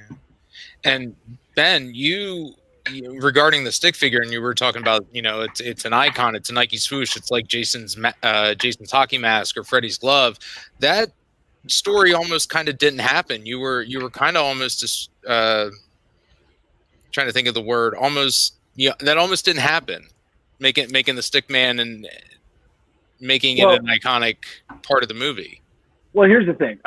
Dan actually had in like Illustrator or something, I don't know what program you were using back in the 90s, but he had created this really cool looking using design. this program. Well, he created this thing that looked really cool, but it was like bundles of sticks and multiple. It looked like a voodoo doll. It was really cool looking, and the problem was I had to make hundreds of them with a crew that was mostly me and Fahad, and we had to hang them. You would still be making them. I would. Well, yeah, we would have needed like an actual art department and a production line and some kind of a warehouse to work in or something. And we basically our tools were scissors and my really nice twine that was awesome. And I will die on that mountain. But that was what we had. And so I actually, in case you asked, in preparation, I brought the book. Which I had purchased at the local Borders for research into transitive fluvii. And I was flipping through it one day while I was picking some stuff up. Hold on, I just passed the damn page. And I saw this page right here. And it's not exactly the stick man, but you can sort of see the outline of it in this rune. The only rune that's in the movie, by the way. The rest of it is transitive fluvii. And I saw it, and I kind of pulled over off to the side of the street and scribbled it down. Like, it just kind of hit me like a thunderbolt. And then I made one, and as far as I knew, everyone hated it. I went and made one at the place we were staying at, and you can find footage of Ed telling me that it looks like a pile of sticks tied together. And I was, like, a little crestfallen because I was like, this is it. This is awesome. And then I proceeded, like a real production designer. This is why I'm not a production designer. A real production designer would have been like, "Are you serious? Okay, if you don't like it, here, I'm going to go make you 7 other options and tell me if any of them are closer." But instead, I was just like, "Fuck this! I'm making the thing that I designed. I just blunder fuck forward into the thing I wanted to do," and nobody pushed back. And of course, in the movie, there's many variations on it, including the one that Ed calls Chewbacca. That's the really big, hairy-looking one that's hanging from the tree. But the basic one, that was that. And it wasn't until I was getting ready to move to LA, and I was at the Haxon offices, and I saw the poster, and I saw that design that they'd had made of the Stickman on the poster, and it was the first time it occurred to me that they liked it. I thought that they hated it the whole time, and it just kind of been like, well. it'd be more trouble to fire him and find someone else who'll do this crap. So, whatever. And so but that was the first time, and I think that Mike's instinct about making it the Nike swoosh, like it makes sense to me now, but at the time I was really afraid that I had made that I had disappointed everybody. I think we're gonna get Blunderfuck trending on Twitter here at some point. Hashtag Blunderfuck. It's cool. Do it. That's going to be my new favorite adjective this week.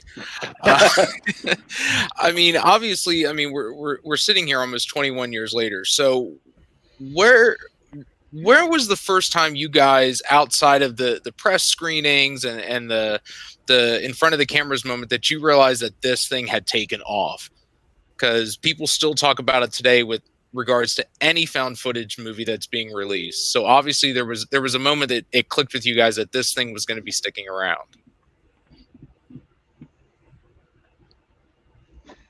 Mike? Well, you mean for me there were two moments. There was one where I knew that where I had a strong sense that we were going to get our investors' money back, which is very different from having a hugely successful film with this budget.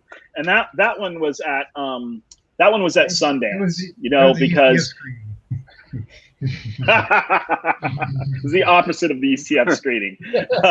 But at Sundance, the UCF screening, where a bunch of film students told us how horrible it was. I was so bummed out, man. I was like, "Oh, we're fucked. We are so fucked." So at Sundance, when the film had sold out, but Sundance is hard to judge because it's all industry people.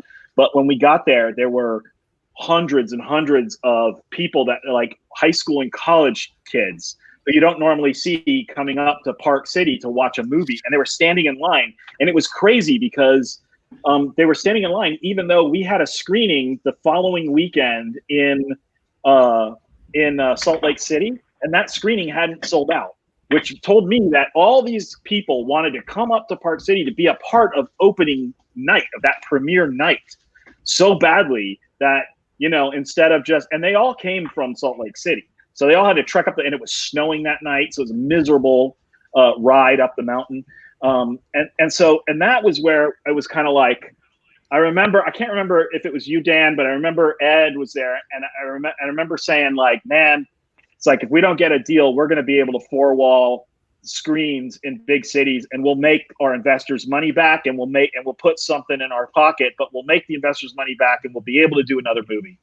And then when I think it suddenly hit that this was going to be huge was we were sitting in our office, and it was like over a period of about the 2 weeks before the film finally opened for the first time, when Artisan, when they first came back, they were like, yeah, the film's going to open on like 7 screens. And then they're like, oh, actually, the film's going to open on 16 screens, but it's going to open on 93 2 weeks later. And then it's like, oh, it's going to open on 16 screens the first week, but then it's going to open on 185 the next weekend. And then like every couple of days, that number just kept expanding and blowing up. And that's when, for me, I realized, oh, something is happening here.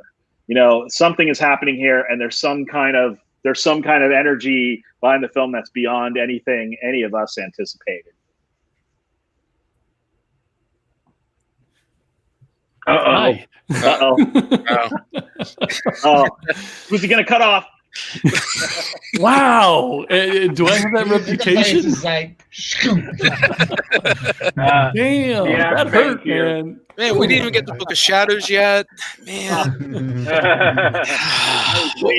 What I want, we do have to wrap it up, unfortunately. But what I want to do is, we have a fan in the lobby that would like to ask a question. My problem is I can't see a picture or video. I'm assuming we may get audio only.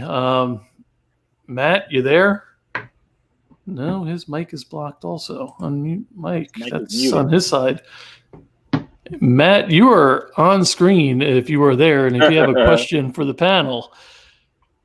Matt, oh, wait, there he is. Unmute. Unmute your mic, Matt. Hey, sorry. I actually didn't have a question. I was just saying hi. Well, Matt, you are now on the spot. Well, how about that virus thing? I kept kicking him out because he didn't have a picture or anything, and I go, "Oh, sorry." All right. Well, does this count as a people technical want to know statement? about Book of Shadows. Book of Shadows, he said. People want to know about Book of and we literally have 4 minutes. We all know the only reason Matt wrote this book was so that he could have an excuse to write the book on Book of Shadows.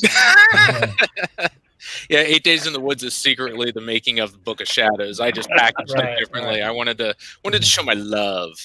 I want to show everybody this right here. Right, this is my script for Book of Shadows, Blair Witch 2. My name is on every page, and it was printed on red paper so that it could not be photocopied or faxed. Eagle-eyed people can find the production office and email them, or maybe send them a postcard. That's my actual script. I took it out of mothballs because Joe Bagos was doing. I guess it. I don't know if it. I guess it either it didn't happen. Either it happened and he didn't reach out to me. But he was going to do a screening at the Alamo Draft House out here, and of Blair Witch 2 because he's a humongous fan of Blair Witch 2, and those people do exist. So. I'm sorry. You know what? I will never tell anyone not to like something. No, it's all good. I just people like to bust on me on it. So. Well, we are at the end of our evening. Matt, did that answer your question, or absolutely saying hi? Sorry, I kept bringing you down. All right, Matt, you want to go around the room and ask where we can find them on social media and wrap things up? Sure. Let's start with Mike. Mike, where can we find you, and what are you working on? Yeah, you can find me at Mike Manello on Twitter and Instagram, and I'm floating around on Facebook as well. I am working on something that's a little secret. I can't tease it. I can't announce anything right now, but I will go back. If I'm going to promote anything, I will say that the podcast, the scripted fiction horror podcast that Ben and I worked on together called Video Palace. It's available wherever you get podcasts, and it's free. It's 10 episodes. It's a quick listen, and give it a shout, because I think there's not going to be necessarily another podcast season, but I think there is going to be more Video Palace out in the world soon. So check out that podcast season, and follow on Twitter to get an announcement hopefully soon. Awesome. Thank you for joining us. And who's next? Dan, what do you got going on? Where can we find you? You can reach me at gangofrobots.com. Either there or my latest film called Skyman at skymanthemovie.com, which we premiered at Austin Film Festival in October, and we were going to have several screenings in Florida before the virus came rolling through, but we're real close to a deal on it. So I'm hoping that those that couldn't see it at the festivals will be able to see it on a screen, on a platform, either theaters, limited release, or streaming platforms here very soon. So that we're excited about. And outside of that, I'm doing pull-ups at home and stuff, and social media, Facebook, Instagram, Dan Myrick, Twitter. I'm on all that usual stuff, but everything spokes out from gangofrobots.com. So if you go there, you can find me. Great. That must mean Ben is next. Yeah. You can find all of my social medias at benrockonline.com, because benrock.com was a boat company, and I still have never been able to get that URL. It was on Pornhub. benrockonline.com. You can find me. I'm on Twitter at Neptune Salad. I'm on all of them: LinkedIn, Facebook, all that stuff. Feel free to reach out and say hello. I do have a MySpace page. Yeah, I haven't checked it in a minute. And I also would love to plug the very same thing that Mike just plugged, which was Video Palace, the podcast that we did about a year and a half ago, and also a horror comedy web series that I created with my friend Bob DeRosa called 20 Seconds to Live, which you can find at 20stl.com. Awesome. Which is really cool. You should check it out. Yep, definitely. Love that series. And Matt, that leaves you. All right.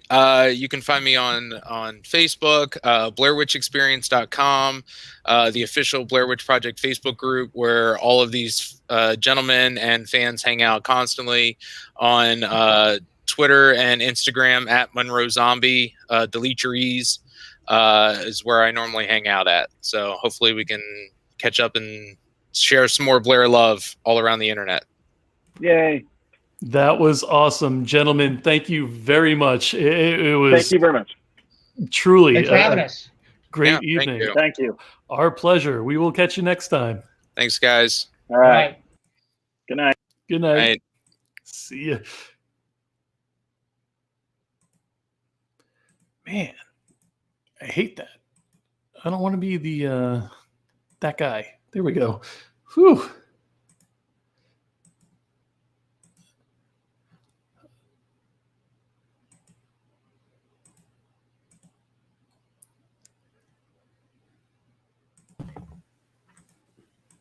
I see me. Wow. I see me. Wow. Can I say something real quick? While it's fresh in my head. I wanted to ask Ben Rock, was that like the literal, that's the released Book of Shadows 2? Because I freaking love that movie. And I saw people kind of hating on it, and I've loved it. So just want to put that out there. Of course, Billy Pond's going, you love everything, but whatever. I wanted to ask Ben a couple questions too. Ben and I go way back. I love that guy. If that was the Blair Witch 2, tell him I love that movie. Please, Terry, George, somebody, anybody in the chat. We'll talk. How about the Blair Witch panel that just happened? That was fucking freaking awesome. That was pretty amazing. I love all the live stuff. I love it. I was drinking. Tell Mike I was drinking every time we had noise problems. Nobody knows. I was paying attention, Joe. What about the last 2 days? What an amazing last 48 hours. Right? DEFCON 1. Crazy. You guys all killed it. You know, this wouldn't have happened without everybody on this screen right now. And I mean, as a team, you're absolutely right, George. There you go, cutting people off again, Joe. He's on delay, George. The cutter. Cutter Joe. It takes a... Hi, Joe. So anyway, what an amazing event. Amazing. Yeah. And I am going to apologize right now live to David Lee Madison.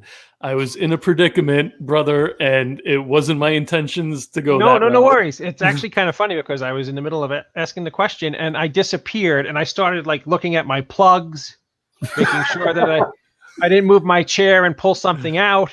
So blame your wife. She has that timer on the computer. That's true. That's true. Yeah. No, I mean, one thing we'll have to get together on, everybody, is private chat, and this thing is the bomb.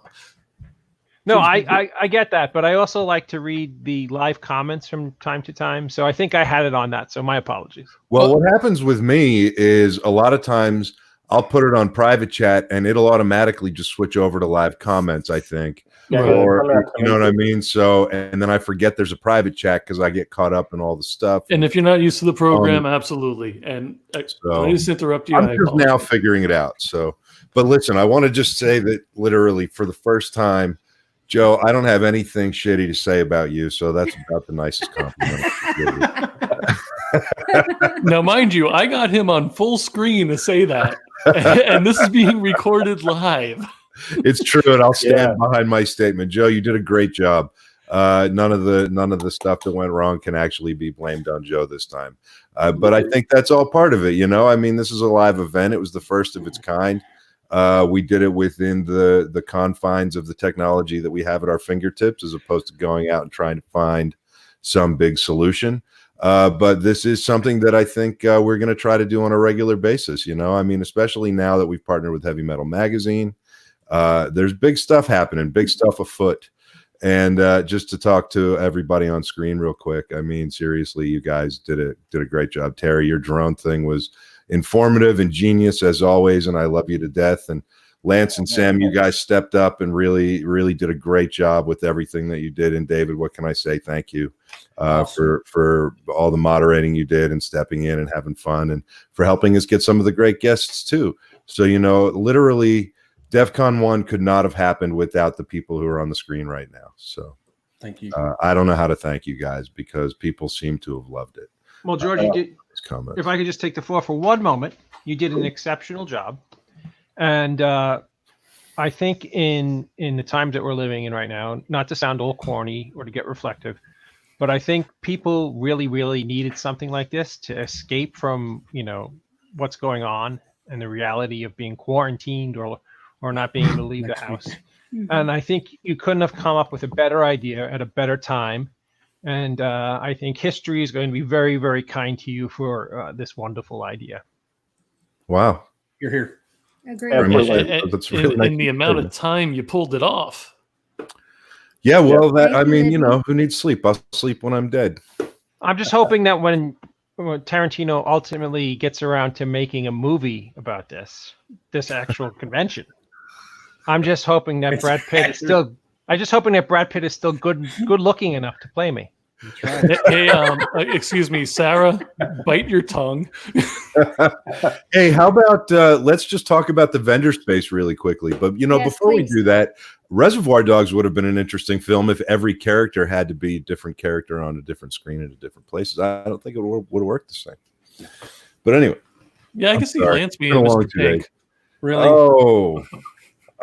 Listen, let's talk about the vendors. What a great thing that was. I'm not sure. I haven't looked at the numbers or talked to anybody yet because we've been so crazy busy with this. But it seems to me that some of the vendors were doing live streams about it. And it seems to me that there was a lot of interaction and maybe some business being done. And maybe some vendors who would have lost out on money at a convention that didn't happen maybe made a little bit of money. So if you're a vendor and that happened, congratulations. Thank you for being part of this. And thank you for helping us prove that this concept can work, not just during a pandemic, but any time of the year. There's no reason that we can't all come together. And that is something that we at Romero Pictures and Heavy Metal and the Indie Brigade all want to do on a regular basis. So once again, I'm blown away. My heart is full based on the last 2 days. I'm good for a while until we have to do it again. Well, let's not say we have to do it again. Let's say when we do it again. When we do it again. Oh, you know what I mean. Yeah. We don't Fucking ever word want this police. Fucking word epidemic police. thing to happen again. Word police. No, I'm only saying because we Word don't police. want this pandemic ever again. Word police. Send your, if we're doing this again, send your Adderall pills too. They are a lifesaver. Just saying. We'll let Terry read this. Terry, read that one. Hey, this is from my other half. You guys all put so much time and dedication into this. Great job. Much love to all of you, and much love to her. Thank you, Kelly. Yeah, we love Thank Kelly you very much. Yeah, and again, it's just been an amazing experience, I have to say, and it's just been so much fun seeing how much happiness, how much good spirit, goodwill has come from not only the celebrities, the participants, but also the viewers. And I mean, I just would get stoked every time I'd see those hearts go up and the likes go up, and it's just been such an exciting, great experience to be part of. And I appreciate being a part of this. And man, just the future looks bright. Can't wait for the next one. We love you, Terry. We're thrilled that you're here. And the drone cab is in really good hands with you. Keith, excellent plan. Joe's been looking forward to that moment. Spend 24 hours. No, okay. Hey, Dustin, just for Dustin's comment there, George, I shit you not. It was a Thursday. I think it was Thursday night. George goes, "Hey, what do y'all think about this?" The next day, he was working on it, and it's nonstop. So that was the 12th. That was the 12th, right? Yeah, no, actually, it was the 13th. I think it was the day of the episode. It was the day of the last episode of season 2. It was like a couple hours before we went live. Yeah, it was Friday midday. I was sent that graphic to us, and then all of a sudden, it was like, "Oh, I messaged Ian first. I said, "Hey, Ian, what do you think of this? Do you think it's worthy of like thinking about a graphic?" And he fired back in like 4 minutes. He said, "Yep, how about this?" And I said, "Well, fuck, I guess it's a good idea." Did you see Did you see his artwork behind Dan Myrick? Yeah, that was cool. Cool. So that's how this whole thing was born. Awesome. So, hey, what do y'all think? By the way, there's an announcement Friday night. Boom, and we're like. So Dawn is saying horror history 1 for the books. I believe that. Absolutely. Yeah. Absolutely. This is hopefully not just horror. I mean, hopefully this is a business model that, we can help adopt out into the world somehow, for a small consulting fee. Anything to get the veterans compound working. Basically, I mean, this whole thing was all about, it was done for the right reasons. And that's why, it's funny. We've been pulling this thing together for a while, and I've been flipping through the channels here and there with news from over here and news from over there. And they all have these little concerts and people being like, "Oh, I'm going to do a concert from my couch," which is great because people like to listen to music. And I think that's great. But, it all felt very self-serving. And, the thing that's important to me about this is that it wasn't on any level. It was literally about trying to help people, because it seemed like, so many people just got screwed out of business. And it was an idea of something that I thought maybe we could do. And I hope it worked, and that's it. And if even if it didn't work tremendously, or if nobody got rich, which I'm sure nobody got rich off of it, but hopefully it'll just get better and bigger every time, and just help more and more people every time. And the whole point is to try to raise awareness for indie artists, indie vendors, indie artists of all kinds, and of course the veterans compound. So well, I'm down about Tree Fitty right now. So, but anyway, Joe's model is on here right now. Doug, great job, Doug. Excellent job, that was Doug. Great. That was so cool. I mean, I would have friggin' spit the crap out immediately once that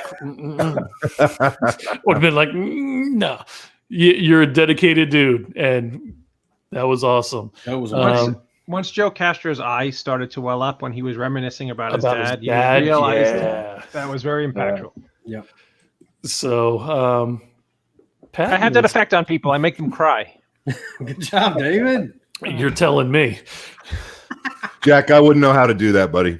I don't know if you can patent something like this. It's trademarked, though. It is. Yeah, I mean, technically it's trademarked, so, Sean Smithson. Sean, what's up? Hey, Sean. George, read that. Yeah. Love you all.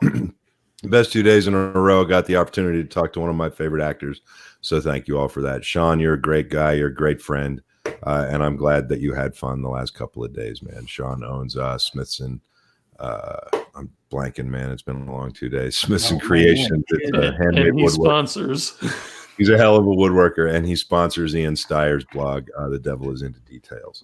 So sorry I spaced on your company name, your proper company name, but it's Smithson Creations. And Sean, we love Sean. He's also writing his first horror film now, so we're happy to have him here. Well, guys, I think I'm going to go pass out now. What does anybody else say? Anybody want to say anything before we? Well, I will go through the rounds. Oh, I'm just going to say thank you for making my head look even bigger than it already is. And again, I was humbled and honored to be a part of this first online con, and it was a lot of fun. And I did earn a lot during this weekend. I earned a lot of knowledge. So awesome! It's always a good thing. Absolutely, and I want to pull up Holly, who I think was on here for the whole 2 days. Had a blast hanging out in my PJs with you cats. Looking forward to the next get together. Great job all around. Thank you, Holly. You're the best. And they keep coming in. Yep, Don, we're all safe and healthy so far. Well, you know how to do that, Jack. You gotta talk to Joe. He's available in like 5 minutes. Everybody start reaching out to him. He doesn't have anything to do. Thank you, CW. All right, Terry, I'm putting you on the spot now. Sure. I just want to say thanks to everybody that worked together to put this together. Again, I'm just thrilled to be a part of it. And in these crazy times, I hope we were able to bring a little light out there, a little positivity to the weekend, and hopefully carry that forward. So everybody take care, be safe, and thanks again. Right on. All right, Wagner's. Well, I just thank you to the vendors. Thank you to the talent that came on, everybody that moderated, that helped, everybody that bought tickets, everybody that joined in with great comments and questions, everybody, George, Joe, just everybody who made this a success. None of us could have done any of this without everybody. And I just want to say that I'm like the big crybaby of the family, so I'm going to probably cry in about 5 minutes because this touched me so many good ways. Anyway, I want to tell George the shit that you did in basically 2 weeks. And I mean, it started in March and it's going to end before March is up. It is amazing. We've all spent this time together and not left our houses, we've been told don't do that. We're all in this together. I love the fact that as rough and as mean as some of us can look, we all have hearts of gold in the brigade, and we care about everybody, and we want everybody to be excellent to each other, regardless of anything. I mean, we can get through anything. And this woman right here has done so much for me. I just want people to know that hold on, it's going to happen. Stay positive as you possibly can.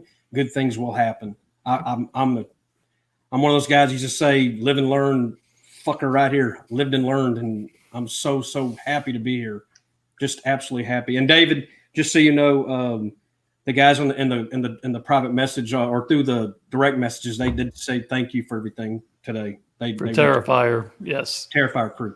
They did. When I rudely cut you off. Thank you. We love everybody. Thank you. So if Lance starts crying, I'm just going to pull up the picture of him tripping on a bone. And I didn't cry through that. Oh my gosh, that was awesome. If y'all haven't seen that video, you got to watch it. I think Mr. Romero. Yeah, man. Hey, listen, I think I've said my piece. I just don't know how to thank everybody. I mean, if you've stuck with us, thank you. If you're part of everything, thank you. If you know people who could benefit from being here, tell them, share this. Get it out there. We are going to make this available for rebroadcast, and our vendor space will live forever, and we will continue to market, advertise, and promote our vendor spaces for our guests, our panel members, and also for all of our vendors. This is something that we're trying to do, and some change that we're trying to affect, and some help we're trying to spread for the long term, not just for the immediate. So that's about it. Oh, okay. So I'm gonna get a chance to actually speak now. What? Yeah, but then I still get my sign off. Yeah. Oh, no. Where have you been today? So I can't just say "fuck off" and close it. Speech. Really? I haven't earned that. Said you were gonna do some stuff. Speech. I appreciate everybody tuning in and dealing with the shenanigans that the Indie Brigade does every week, and with this con, and your patience with a few technical difficulties, and hopefully this becomes a new thing. And I'm tired, so that's all I got. Joe, you killed it. You're a gentleman and a scholar, and you're a classy individual. I don't care what anybody says. I appreciate that. Whew. What might be said later, right? That check bounced, by the way. Thanks for being such a good sport and for carrying this whole technical thing through, man. I'm just waiting to go to work tomorrow to get a break. You kill it every time, and we're gonna keep driving you crazy as long as you'll let us, man. And I am going to love every minute of it. Thank you. Yeah, absolutely. Well, everybody, thank you so much for joining DEF CON 1, the first online convention. And, we're going to do this again soon. So I guess fuck off till next time. Yes.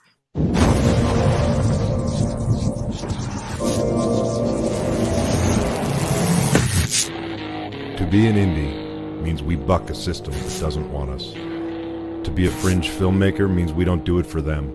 We do it for ourselves. To be an outlaw on the fringe means we'll die before we fail. Be an outlaw.